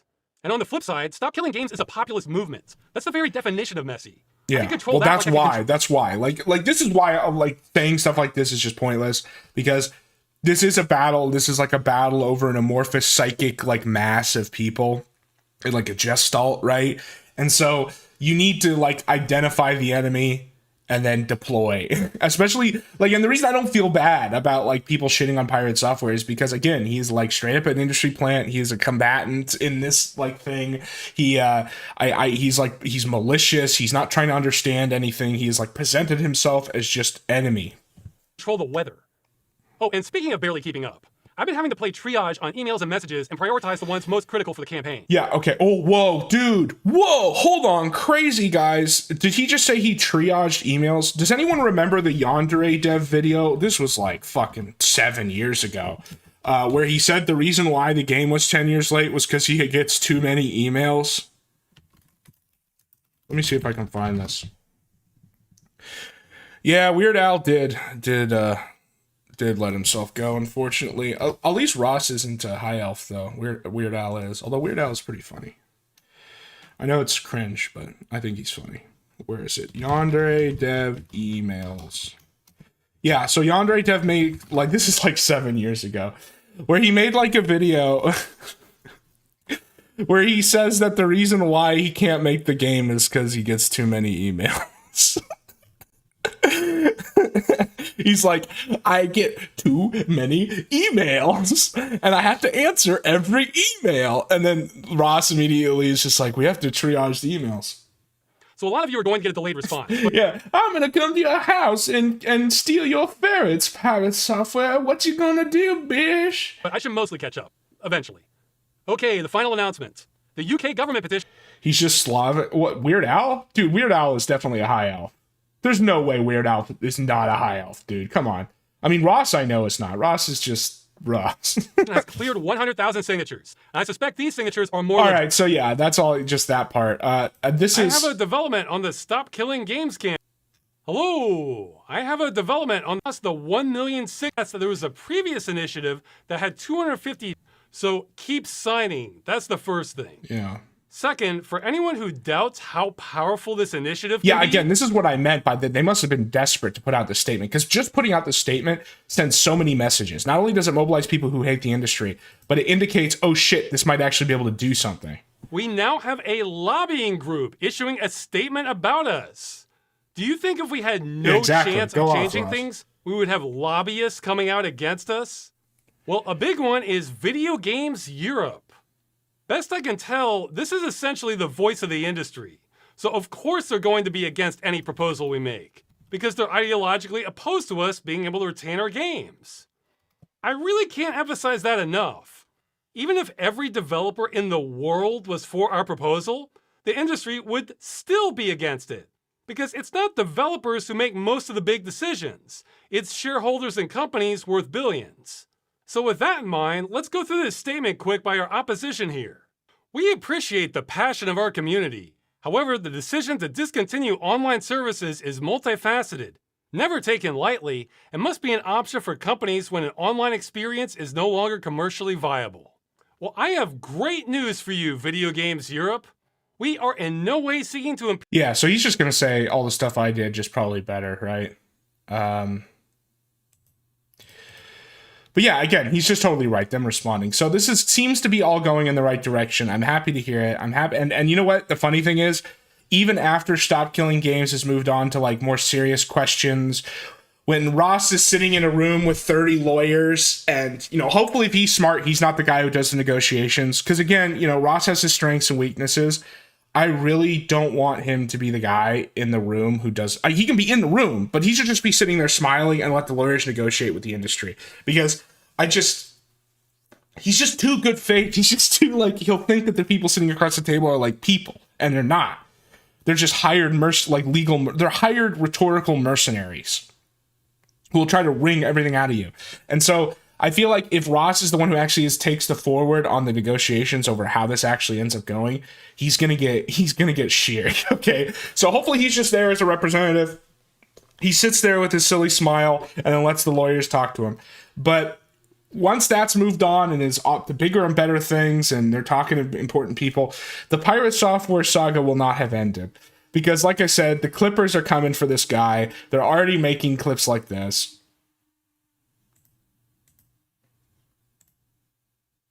When I worked at Blizzard, I was watching a video that was critiquing you for mentioning you work at Blizzard so much. I literally never talk about it. Never talks about it. When I worked at Blizzard, I did that for Blizzard. Blizzard, 7 years, yeah. Blizzard. I used to work at Blizzard Entertainment. Used to work at Blizzard Entertainment. You're red team specialist for Blizzard Entertainment. And Blizzard. Because having worked at Blizzard. I grew up at Blizzard. Blizzard. It's funny that he thinks that him working at Blizzard is like a good thing, right? Blizzard, game industry for Blizzard Entertainment. Blizzard. Yeah, no, I worked at Blizzard back when I used to work at Blizzard. So the Koreans are technically related to the Finns specifically because the Finns are a Ugric people. They're from like Central Asia, and those like steppe nomads also migrated to China. And so like if you follow the line of rape and pillage, it like goes from raping and pillaging Korea across Central Asia eventually into Finland. The Magyars are a similar sort of creature. Blizzard, when I was at Blizzard, for those who don't understand, I used to work at Blizzard Entertainment. I know how to do that because I worked at Blizzard. Example of this, when I was at Blizzard, how do you know so many things? I worked at Blizzard for 7 years. I don't think I'm better than other people. I do think that it's funny because you key on that. There's a lot of people that brought that up, and it's like, I never said that I was. I think sometimes the things that I talk about in regards to those types of things... This guy's face, he's just like, buddy. ...misconstrued as arrogance or boasting, when in reality, I'm just trying to give context. Yeah, it's all context. Well, to him, context just means my opinion, which is right. That is the problem right there. So I want you to listen to this phrase. Sure. This gets misconstrued as arrogance, but in reality, it's this. Yeah. That is the most arrogant statement on the planet. Yeah, exactly. Bro. That's what I just said is like because the implication, so context, like the implication is that it's the truth. It's like what actually happened, right? And so you're saying that your opinion is just the truth. It's what happened. I actually am the first second-generation Blizzard employee. I was the first second-generation Blizzard employee ever. The first second-generation Blizzard employee. First second-generation Blizzard employee. So I'm second-generation Blizzard. I'm the first second-generation Blizzard employee that ever existed in the company. I'm also a second-generation Blizzard employee. I was a second-generation Blizzard employee. I was the first second-generation Blizzard employee ever. Oh my I was God. the first second-generation Blizzard employee. And I love that shit. I love that company. Working for Blizzard sucks. You're the only one, dude. I don't even think the people who work at Blizzard like it anymore. And I work at Blizzard. Or I worked at Blizzard. There's me eating a sandwich. Yeah, that was actually at Blizzard. I think it was my first, I think it was 2009. It was me picking a safe. It was me cracking a safe. At Blizzard. Your Blizzard stories are... He's the first second generation, because it's called Nepo. I'm the first Nepo baby. I'm the first generation Nepo baby. Blizzard Nepo baby. Fake? Which Blizzard story do you think is fake? Would you like to talk to me or my dad that worked at Blizzard for 23 years that's currently in chat? Which one do you want? Dude, what a fucking idiot. Okay. So I'd like to issue a retraction to all the faithful in the chat. When I last stream, read this hadith that justifies why Ethan Ralph can come on his father-in-law's grave, my point was correct, but I misconstrued exactly who in this hadith Muhammad coomed on. It was not the corpse of his mother. It was actually the corpse of his aunt, Ali's mother. Yes, his aunt, right? So now I also was wrong when I said that. See, the problem is I tried to assign too much rationality to this hadith and tried to kind of explain why it even exists when I said that it's because the Quran talks about the salvation of Muhammad's family and that he was trying to marry his mother, but in this case it's his aunt, to get her into Jannah. That is not why this hadith exists. In fact, no one seems to know why this hadith exists. Great scholars are still trying to figure out exactly the logic here, okay? No, it's not much better, and it doesn't matter to my point, which is just that Ethan Ralph is justified in coming on his father-in-law's grave by this hadith, whether it's about Muhammad's aunt or his mother, it doesn't matter.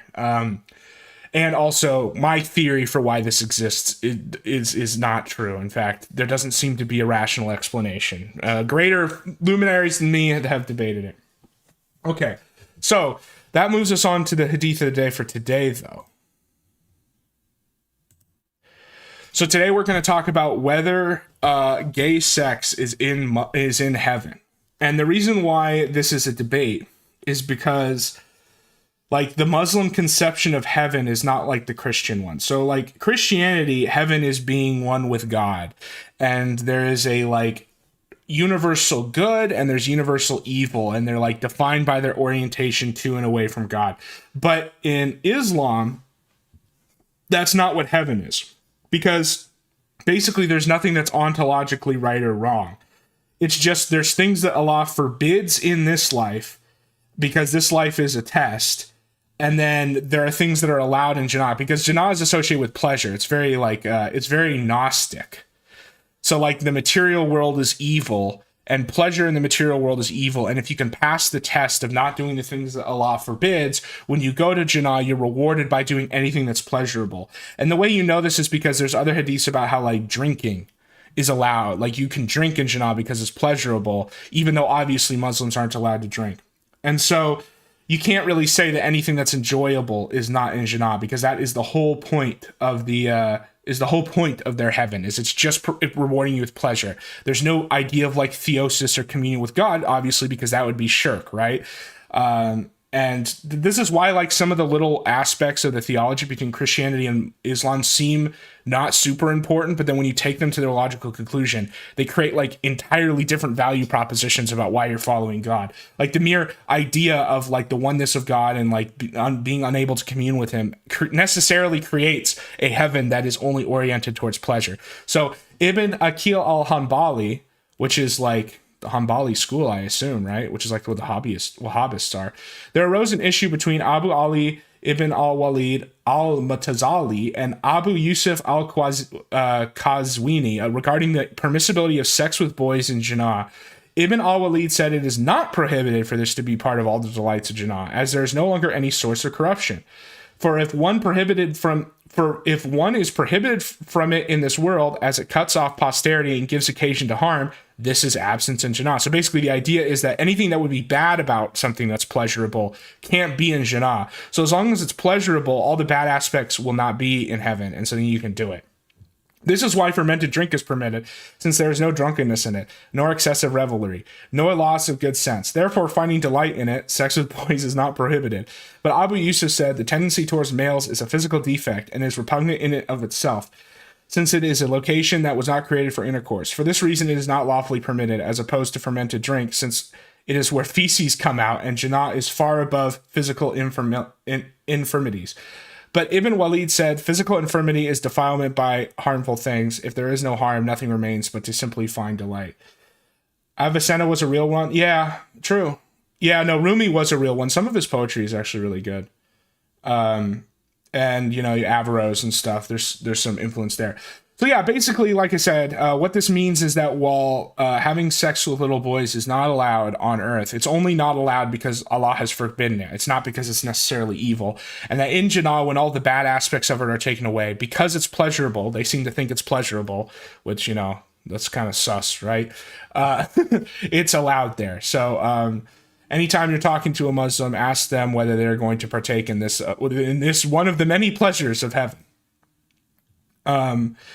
And this one is also about how like incest is allowed in heaven. The meaning of marital relations is the contract consisting of what is ordained in sanctions, its basis being legitimization.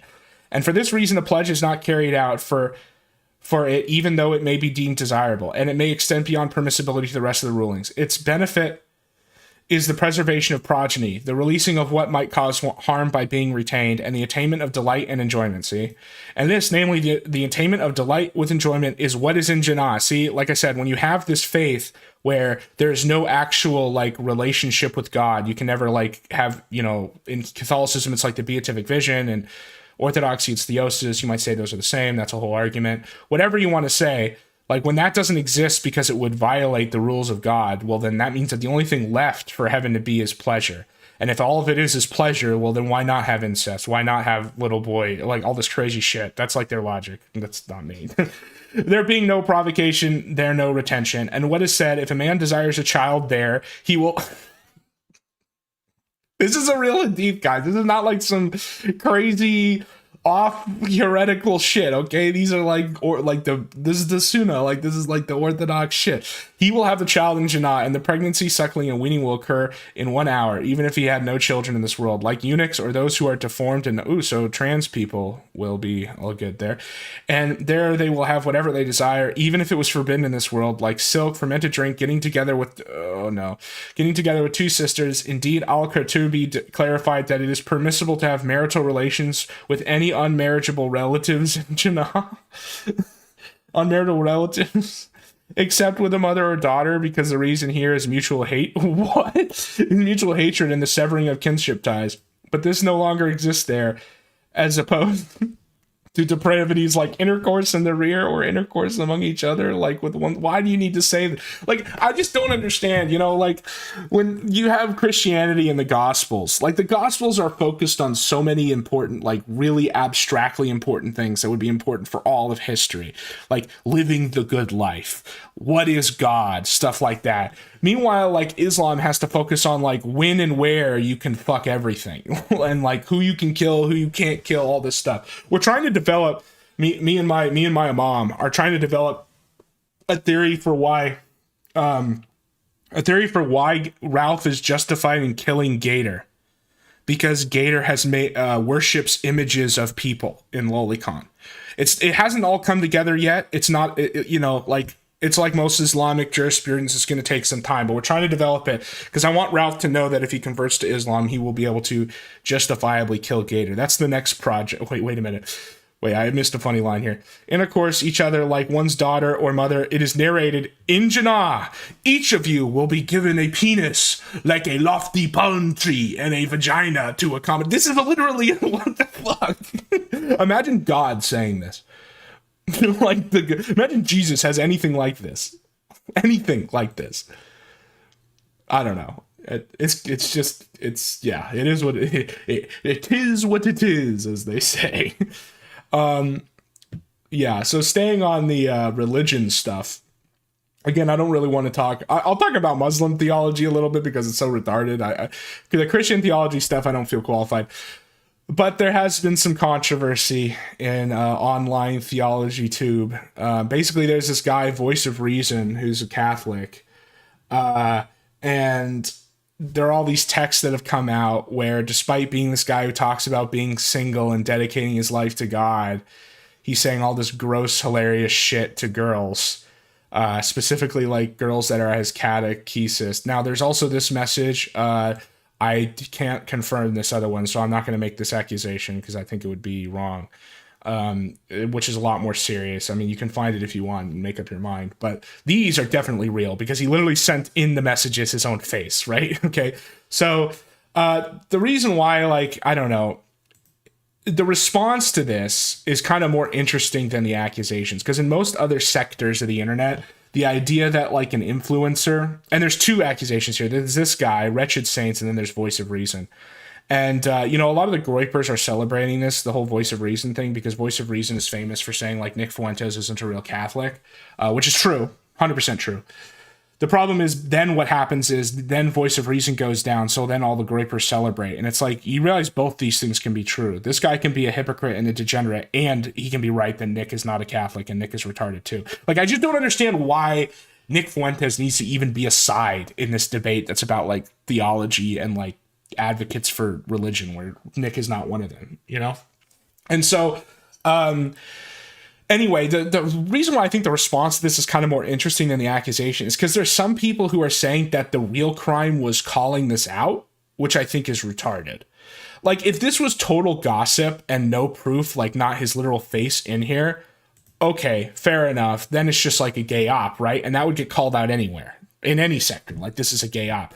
But when this is something that is pretty, like, is confirmed and it goes directly against the principles that this guy is talking about, and he's a public figure and he uses that public figure status to, like, get these things, then I think it's like an immune response to have it be called out publicly and have him get his whips in public. Like, I think that's like the system working as intended, you know? Like, that's the community being like, this guy is a degenerate and is having bad behavior. Let this be a warning to anyone else who's doing this, you know, that when you get caught, you will likewise also be chastised. And people like to throw around the verse in Matthew about how, like, you should confront people in private and stuff. There's this in Corinthians. There's another one in Matthew. The problem is that, like, first of all, this isn't like a private community matter. This isn't like you in your local parish. This is a guy who's a public figure, who's using that status as a public figure to both advocate for certain things and also to using that to get like access to women, right? So the response should likewise be public, number one. Number two, like I said, I don't know how these can't be real when his face is in them. And then number three, it's, it's like when you do, like, what's the other option is that you don't like bring this up publicly. It's like, at what point are you then just like becoming part of the problem? Are you defending it? You got to go back and find out what happened to the Vatican in the late 50s, early 60s, Freemasons, the CIA. Well, it's not the Freemasons. The CIA, yeah, there's some crazy CIA shit when it comes to the papal elections then, but not Freemasons. Freemasons are not allowed. And why are Roman Catholic? Well, this isn't really a Roman Catholic thing. This is like happens in every sector. There's always these guys who like use the platform. The only part of this that I think is, and it's not even Roman Catholic. Like if this was like Orthodox or Protestant, there would be likewise people like trying to justify not releasing this based off that Bible verse and based off that's not a Catholic thing. That's like just a general thing that happens in these theology circles. Yeah, I don't know. I have mixed feelings on the Jesuits. Obviously, more recently, they're kind of fucked. Anyway, so... For example, I know you have fruits, bro. So this is what I mean about this guy, Voice of Reasons, this guy. He was also in Breaking Bad. In fact, who, like, has been really, like, a strong advocate for like saying he's like given his life to God and like he's not going to he's like single, right? Okay, that's the other reason why this is so bad. My sister is like, I just through the phone, I wanted to give him a hug. When people meet somebody who's no premarital hugs, Christ-like, you could tell because they're Christ-like and their fruits are there. I need your prayers, man. I need you to pray for me because that's something that we're all working on, man. Amen. And shout out to your sister, man. Your sister's amazing too. Oh no! So sweet. You know, the accommodations that you guys set up for us, amazing. You guys your sister's is a sweetheart, man, and so are you. You're a sweetheart. That's tough. So going back to what the church would say. For example, I know you. So going back. So anyway, and this guy also makes because obviously detraction is a sin. And this guy kind of goes through the argument of why, at least his commentary about this guy, Wretched Saints, who I'm not really that familiar with, why it's not detraction, because he made a whole document about all this. So yeah, I don't know. It, like I said, I just in any other sector that was not about something this like important, like eternal salvation, people would, I feel like, be more open to calling out this shit. They'd just be like, oh yeah, this guy's doing this behind the scenes. Yeah, you should publicly talk it out. But, because people want this to be like above gossip, which is an understandable thing. The problem is none of these people are priests. Like none of these people are priests or not like official spokespeople. Like even VOR, who was on like Catholic Answers, got thrown off of it after this. They're not priests. They're like lay people talking about religion in public. That means they're in, I hate to say it, that means they're on like the internet Serengeti, like I said. And if you're going to be doing this and it's contradictory, I feel like it should be held to the same standard as like any of these other sectors. At least up to that standard, if not higher.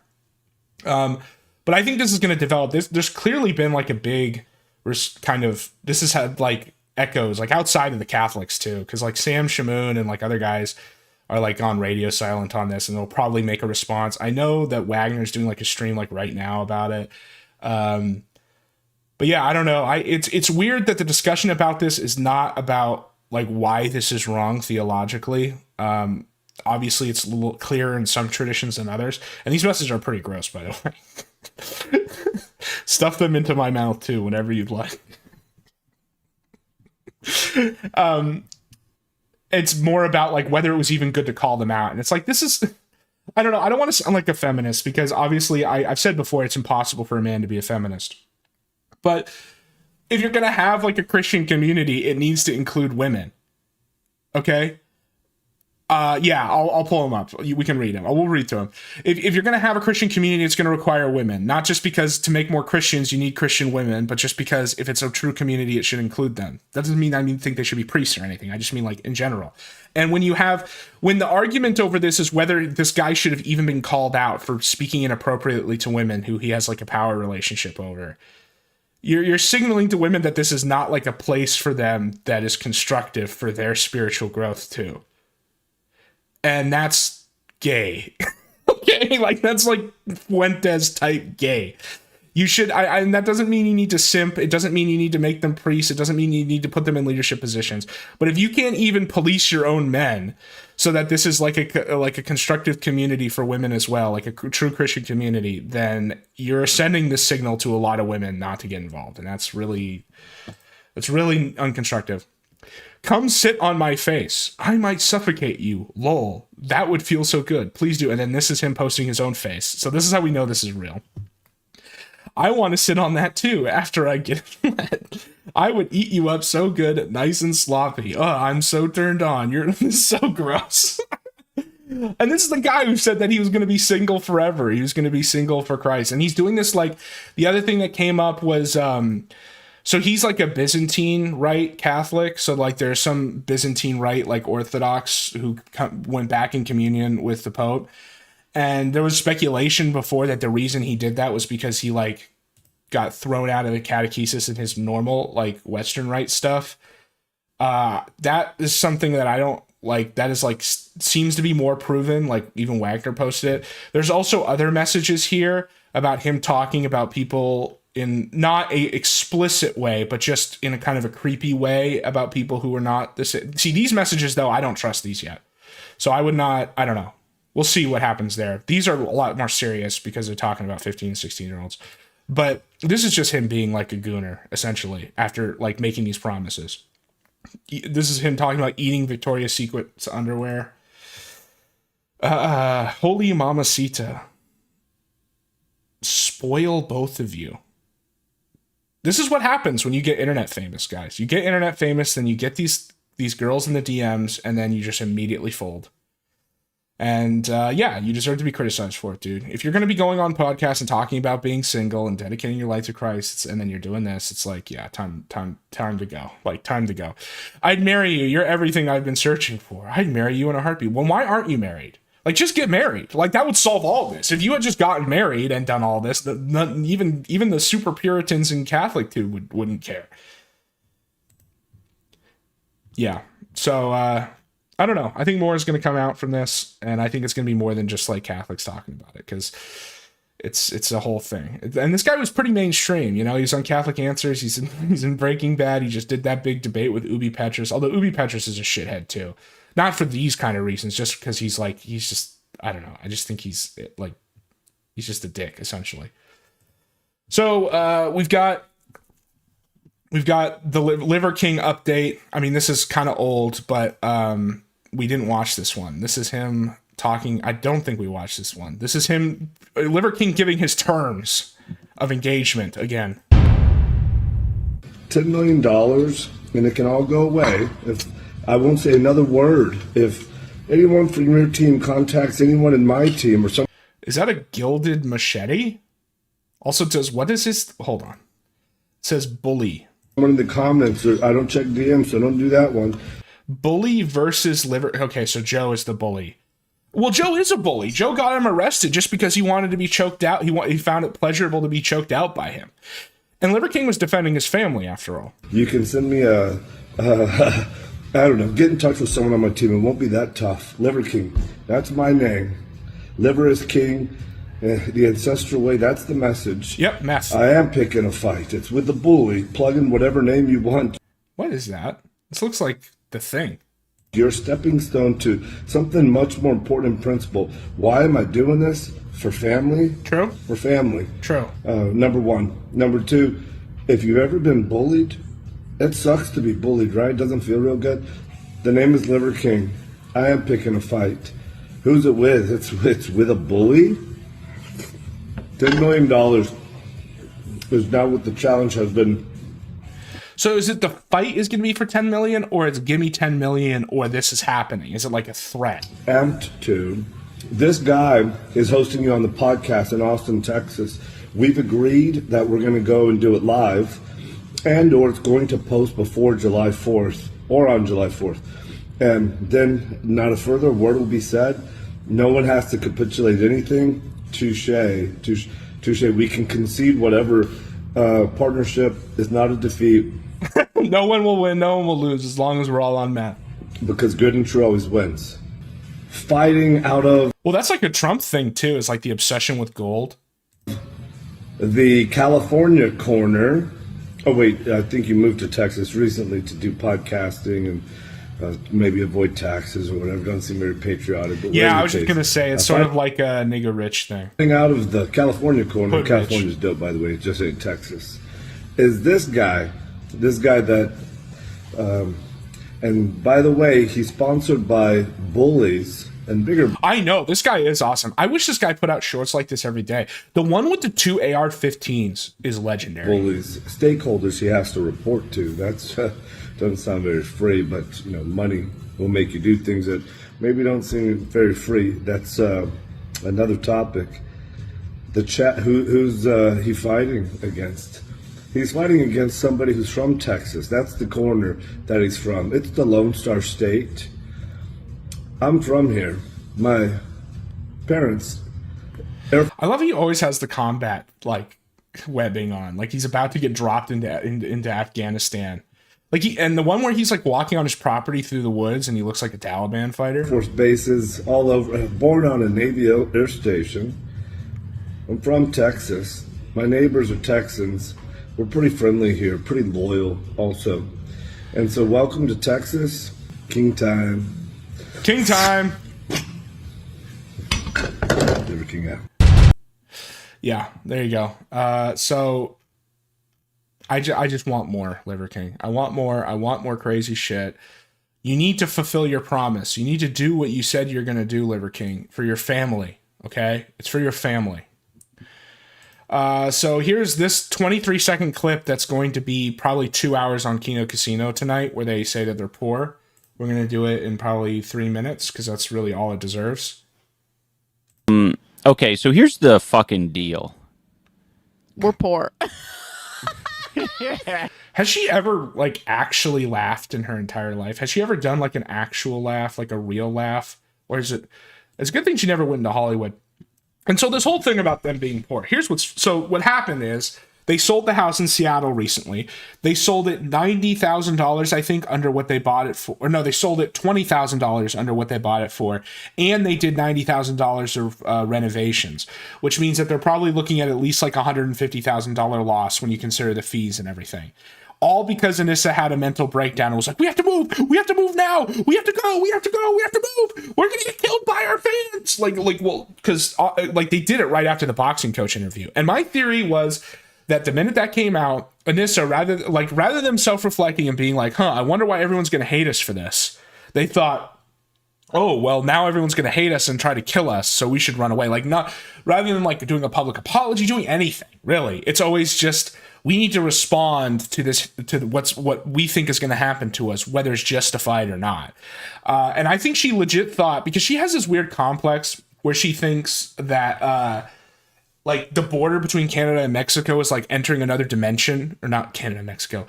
The US and Canada is like entering another dimension where like the minute you're in the US, you're in like Mad Max, and the minute you're in Canada, you're in like gay hyperspace communism, gay luxury space communism. So she probably literally thought, like, if we're still in America, a guy's going to show up with a gun any day now. But if we run away to Edmonton into the bunker, like, we'll be okay. What do they spend all their money on? Well, okay, so I have two theories. Seattle is not where they were before. So they were in LA, and then they sold the place in LA and then bought a place in Seattle in like 2022 or 2023. I bet you they took a loss on what they bought in LA because I think they only held on to that house for like 2 years. And I think they like bought and sold it during like the worst times when COVID happened. I don't remember the exact timeline. But so I think they took a loss on whatever they bought in LA, then bought this place in Seattle, and now have taken a loss on that, number one. Number two, they're not actually broke. They're broke in their view. Like, they're broke in what their expectations are. To any normal person, they're not broke. So what? Like I said, they took like probably like $120,000 loss, $150,000 loss on that house. They still sold it for $900,000, which means that there's a bank account somewhere where they're sitting on probably a couple $100,000. Because obviously they still had a mortgage on the house. And oh, no, they didn't. No, they don't. They bought it outright because they're retarded. They didn't finance it at all. They didn't take advantage of that, which was stupid. Anyway, so that means that they actually are probably sitting on like $800,000 somewhere, which to them is broke. Because what they're thinking of is they always need a house, right? And so they always subtract the price of the house. And when they need a house, they always need like it in a nice part of town, in like a city that's like retarded enough for Anissa and all this stuff. So they don't think that they really have $800,000 because they're considering what the house is going to cost. So that's why they say they're broke, because Anissa can't buy exactly the house she wants in Edmonton right now, and therefore we're broke. They don't think to like live anywhere more affordable where $800,000 would buy them fucking 20 acres somewhere where they could be self-sufficient and have great internet and be fine for the rest of their lives. No, you can't have that. It's got to be some stupid suburban house in Edmonton that's probably $1 million, and because they're just short of that, they're broke. That's why they're thinking they're broke. They're cash rich, but brain poor. Okay? And so therefore they think they're broke. Patreon money. So Ian's iDubbbz Patreon makes almost nothing, and then the Bog makes almost nothing too. Now, to be fair, two childless idiots with no taste, it's probably enough that you could live off of if you were not retarded. But that's not what they are. They are childless, and they have no taste, but they don't know how to not spend money on stupid shit. Okay, so here's the fucking deal. We're poor. Look at that fake shit. It's so fake. Sorry. Newsflash, we're poor. That's why we're in the basement. When they want to live, no, because Anissa's from Edmonton, and that's where their parents are. And so because she's like entering we're about to be killed panic mode, because she thinks like all of this bad stuff is happening to her. It's not because of her. She wants to go somewhere that's familiar and that she feels safe. You have to understand that her whole logic about like what's trendy and what's good, it has no like, it's not even like the general mainstream stupidity. It's like all warped by her own low IQ narcissist grew up. It must be good. For a third or fourth week in a row. I thought we'd be able to get out of here by now, but yeah, it's just their expectations are so ridiculous where they think that because they can't immediately buy a house in like an extremely competitive property market within 3 weeks, they're poor. Again, like with the amount of cash they're sitting on after set, like, you know, being dumb and not getting a mortgage, and then, you know, obviously means they're left with all the cash. It's like fool and his money are quickly parted. Like even someone with all the advantages, with like years and years of just free income, you can still just blow it like this. Not happening. Yeah. So Kino Casino spent an hour on that, but that's basically the long and the short of it, is that they're cash rich, they're brain poor, and their expectations are not lined up with their resources. So in other news, Ethan is being retarded. Again, I'm generally on his side with all this, but when he starts doing shit like this, where random, like barely verified Gato Fumador, you're like doxing this guy where you say you know his name and then you start saying that he's 37. Yes, Canada is the worst place on earth to buy a house at the moment.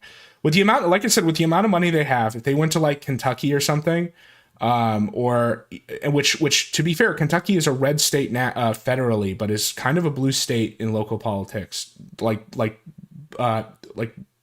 blue dog Democrat blue. Okay. My point is that it wouldn't be like they wouldn't be under a fascist regime by their definition, is what I'm saying. because they don't know anything about politics, so they just look at the colors. They could buy like 25 acres there on like a really great piece of property in a lot of parts of the U.S. It's not to say the U.S. is very affordable. I'm just saying that like there are places that they could afford to live permanently with good internet and be fine. They're just retarded. They just have to follow the weird arbitrary rule set Anissa has set about where's okay and where's not. I mean, even when I guess the problem is that she's a Canadian citizen, right? And so for them to go back to the U.S., she probably thinks she's going to get deported. I bet you that's another aspect. She's like, they're going to deport all the most important pro-Palestine activists like Anissa Jamha.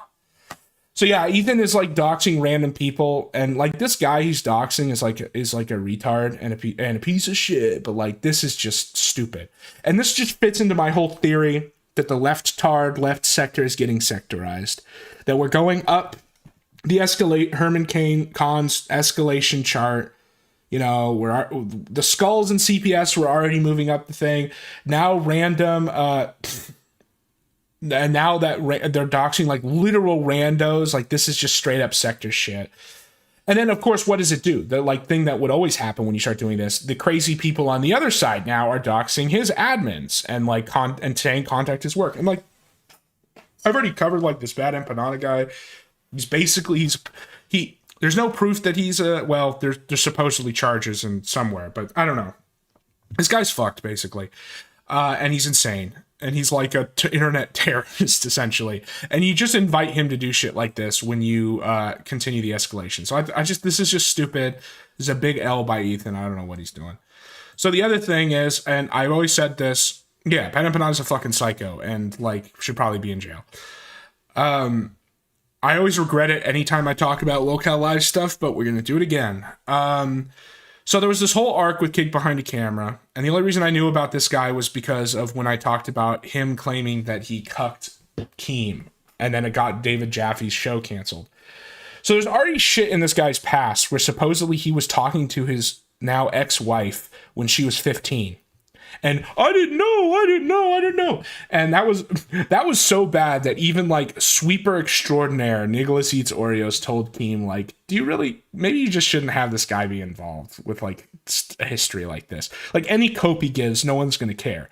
And so there had always been this shit floating over his head. So then he gets arrested in like March, I think, April for DV.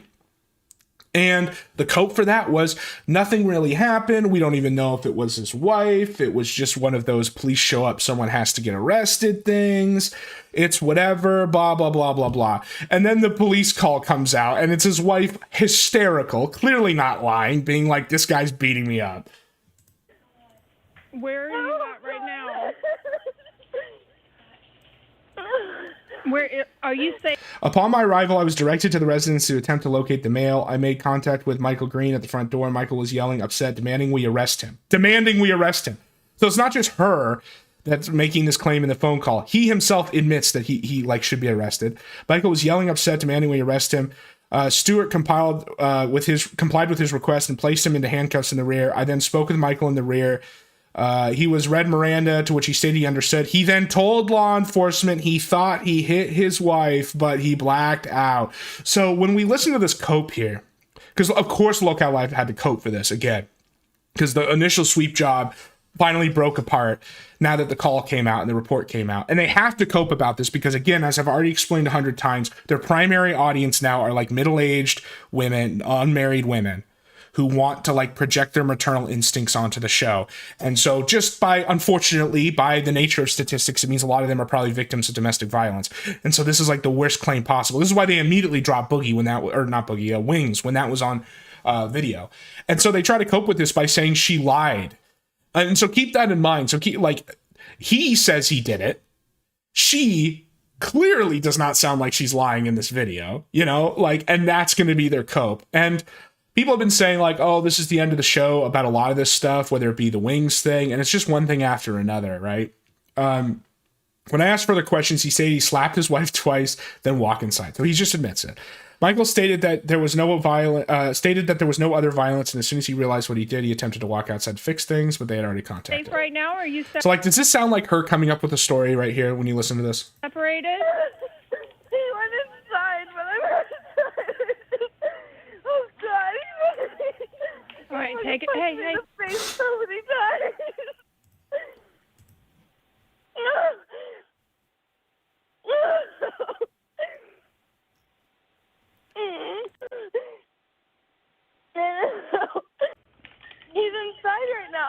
Okay. I fucking want to call. I want. Okay. No. I want you to stay separated. Does he have any weapons? No. Okay. Has anybody been drinking? Yeah, we both are. Yeah, no surprise there. Do you need EMS? Oh, God. I don't know. Probably not. I don't know. When he fucking hit me, I fucking saw white, so whatever that fucking means. You saw lights when he hit you? Yes. Did you pass Pow, out? right in the kiss. Hurry. Please. They're on the way. They're already on the way. Okay. Yeah. What's your name? Britta. What's your name? Please fucking hurry. He's coming. Okay. I'm staying on the phone with you, okay? What's your name, hon? I'm running on my goddamn road right now because I don't fucking trust him. You're running? Yes, I'm literally on my road right now because I don't trust him. All right. Is he actively chasing you? Woo! He's calling my name. No! I got the cops on you! Leave me alone! Go! No! This is some On Patrol Live shit. So, like, this is the problem. You know, it's just like with the Wings thing, where you spend all this time cultivating this, like I said, middle-aged female audience, probably victims of domestic violence, who project their maternal instinct on the cows. The problem is the cows aren't little boys who need help. They're pieces of shit. Which is why, like, when it was a male audience, young, malicious male audience, I just wanted to see these guys get tortured, essentially, on the show. And it's because I have no sympathy for them. Like, they're just total pieces of shit. And so that's kind of like the manipulation.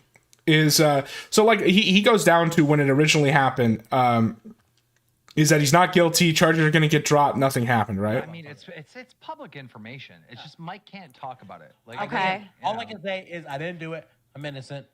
It'll be dropped. It will be dropped. I didn't do it. So. Love don't quit. You must have quit. Fuck it. Yeah, and then Becky's like, Becky knows. Because Becky's like a manipulative piece of shit herself, and she knows, like, oh, this isn't going to go over. Like, this isn't... And so let's hear their cope. Their cope literally is just to say she's lying, I guess. And the reason they're going for this, like, they would have gone for this with Wings, too. If it hadn't literally been on stream, him pushing his wife, like, totally undeniable, they would have tried to run this cope for him, too. He's showing me his head. Come on. She's an alcoholic. I don't know if she's an alcoholic or not. I just know she's a bad drunk. You know? So there we go. First, poison the well. She's an alcoholic. She doesn't know anything. Her testimony isn't reliable. Start with that. Classic. And I know a lot of people that are a bad drunk. And maybe she's not even a bad drunk. Maybe she just drinks too much. Of course. I think ultimately it was a good thing that she called the cops, because if they were arguing and fighting back and forth and, you know, he threw something in the house or whatever, I think he threw a chair in the house or something like that. It's probably a good thing the fucking cops came and everybody's sober. At Pokagaga23 super chatted $9.99. Ozzy Cobb is a retard and thinks he's someone that can tell others what to do. Rolling on the floor, laughing, rolling on the floor, laughing. Nice try, lil bro. Rolling on the floor, laughing, rolling on the floor, laughing, rolling on the floor. Okay, I don't care about your shout out, dude. How he's a backhand index pointing down, medium index pointing down, medium dark Yeah, skin folding tone. scale When you for should scale. Tone, try hating someone else. All right, Ozzy, I don't know what you did to piss off Pokagaga.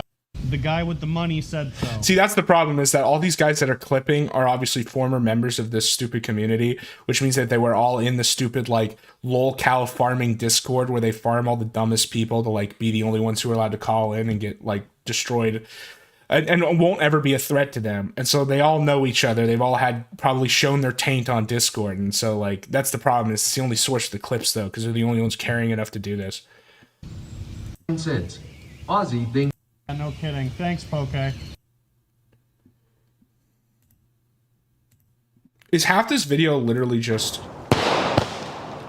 Thank you, Chris Tack Games, for the 4 months. Then when you read the police report... Here we go. I believe Boogie pointed out that some of it says that, like, she hit him or something. I don't fucking know. That's not what it says.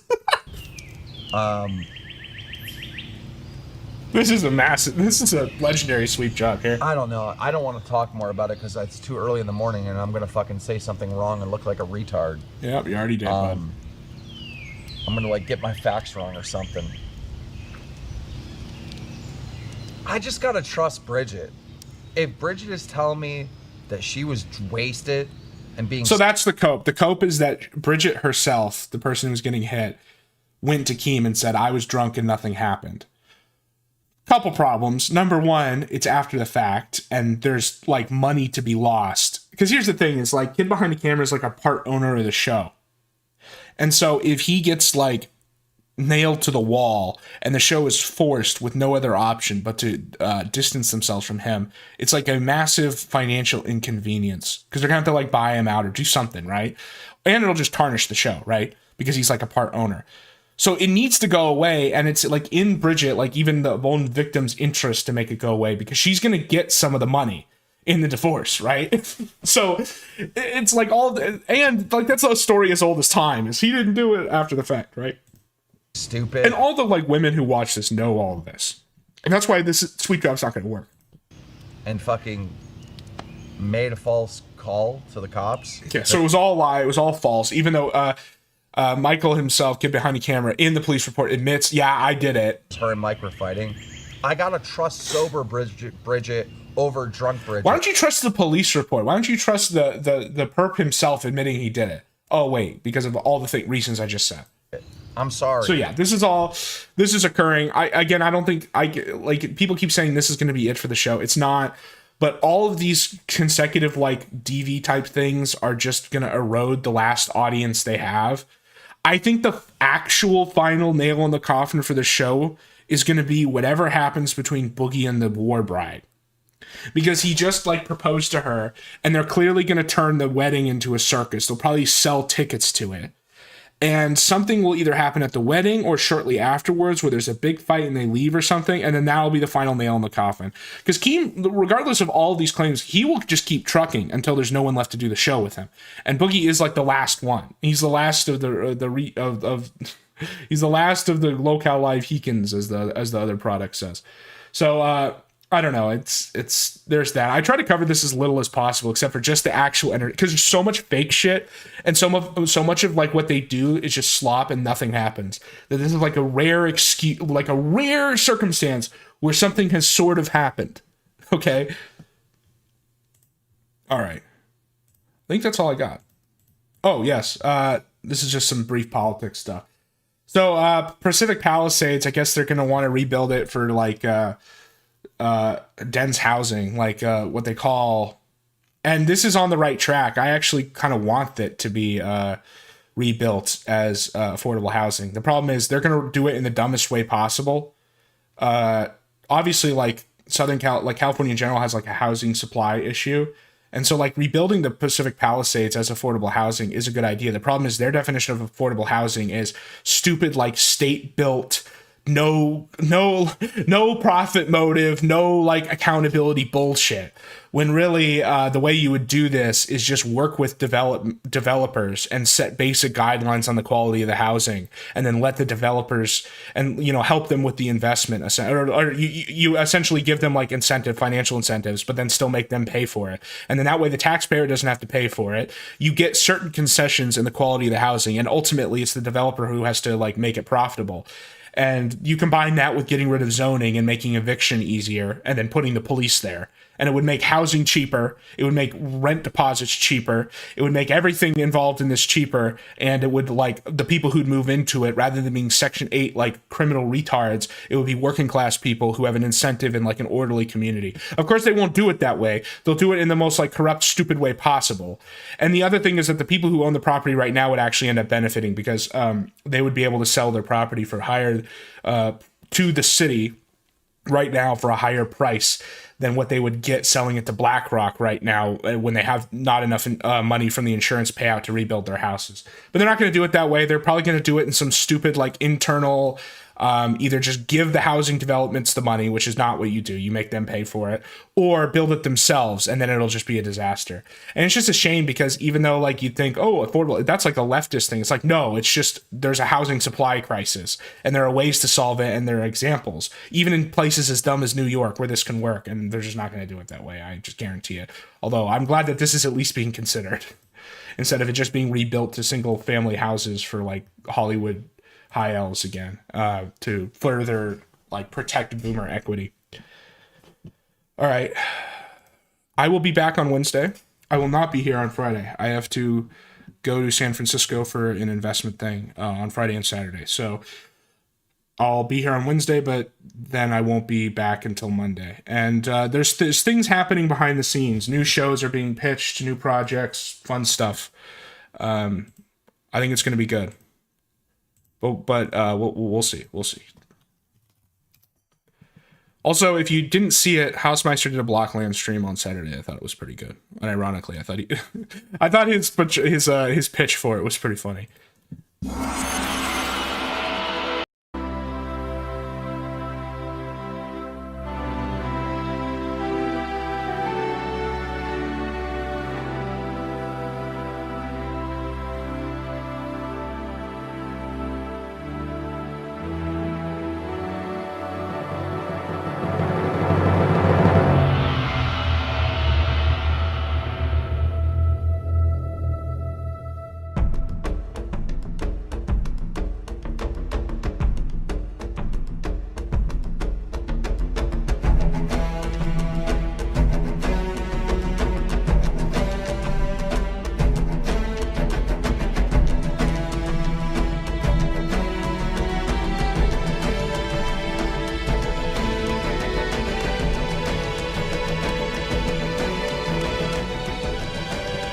Definitely Persip, because even Gator turned on Ralph eventually, whereas Persip still has delusions of boyfrienddom.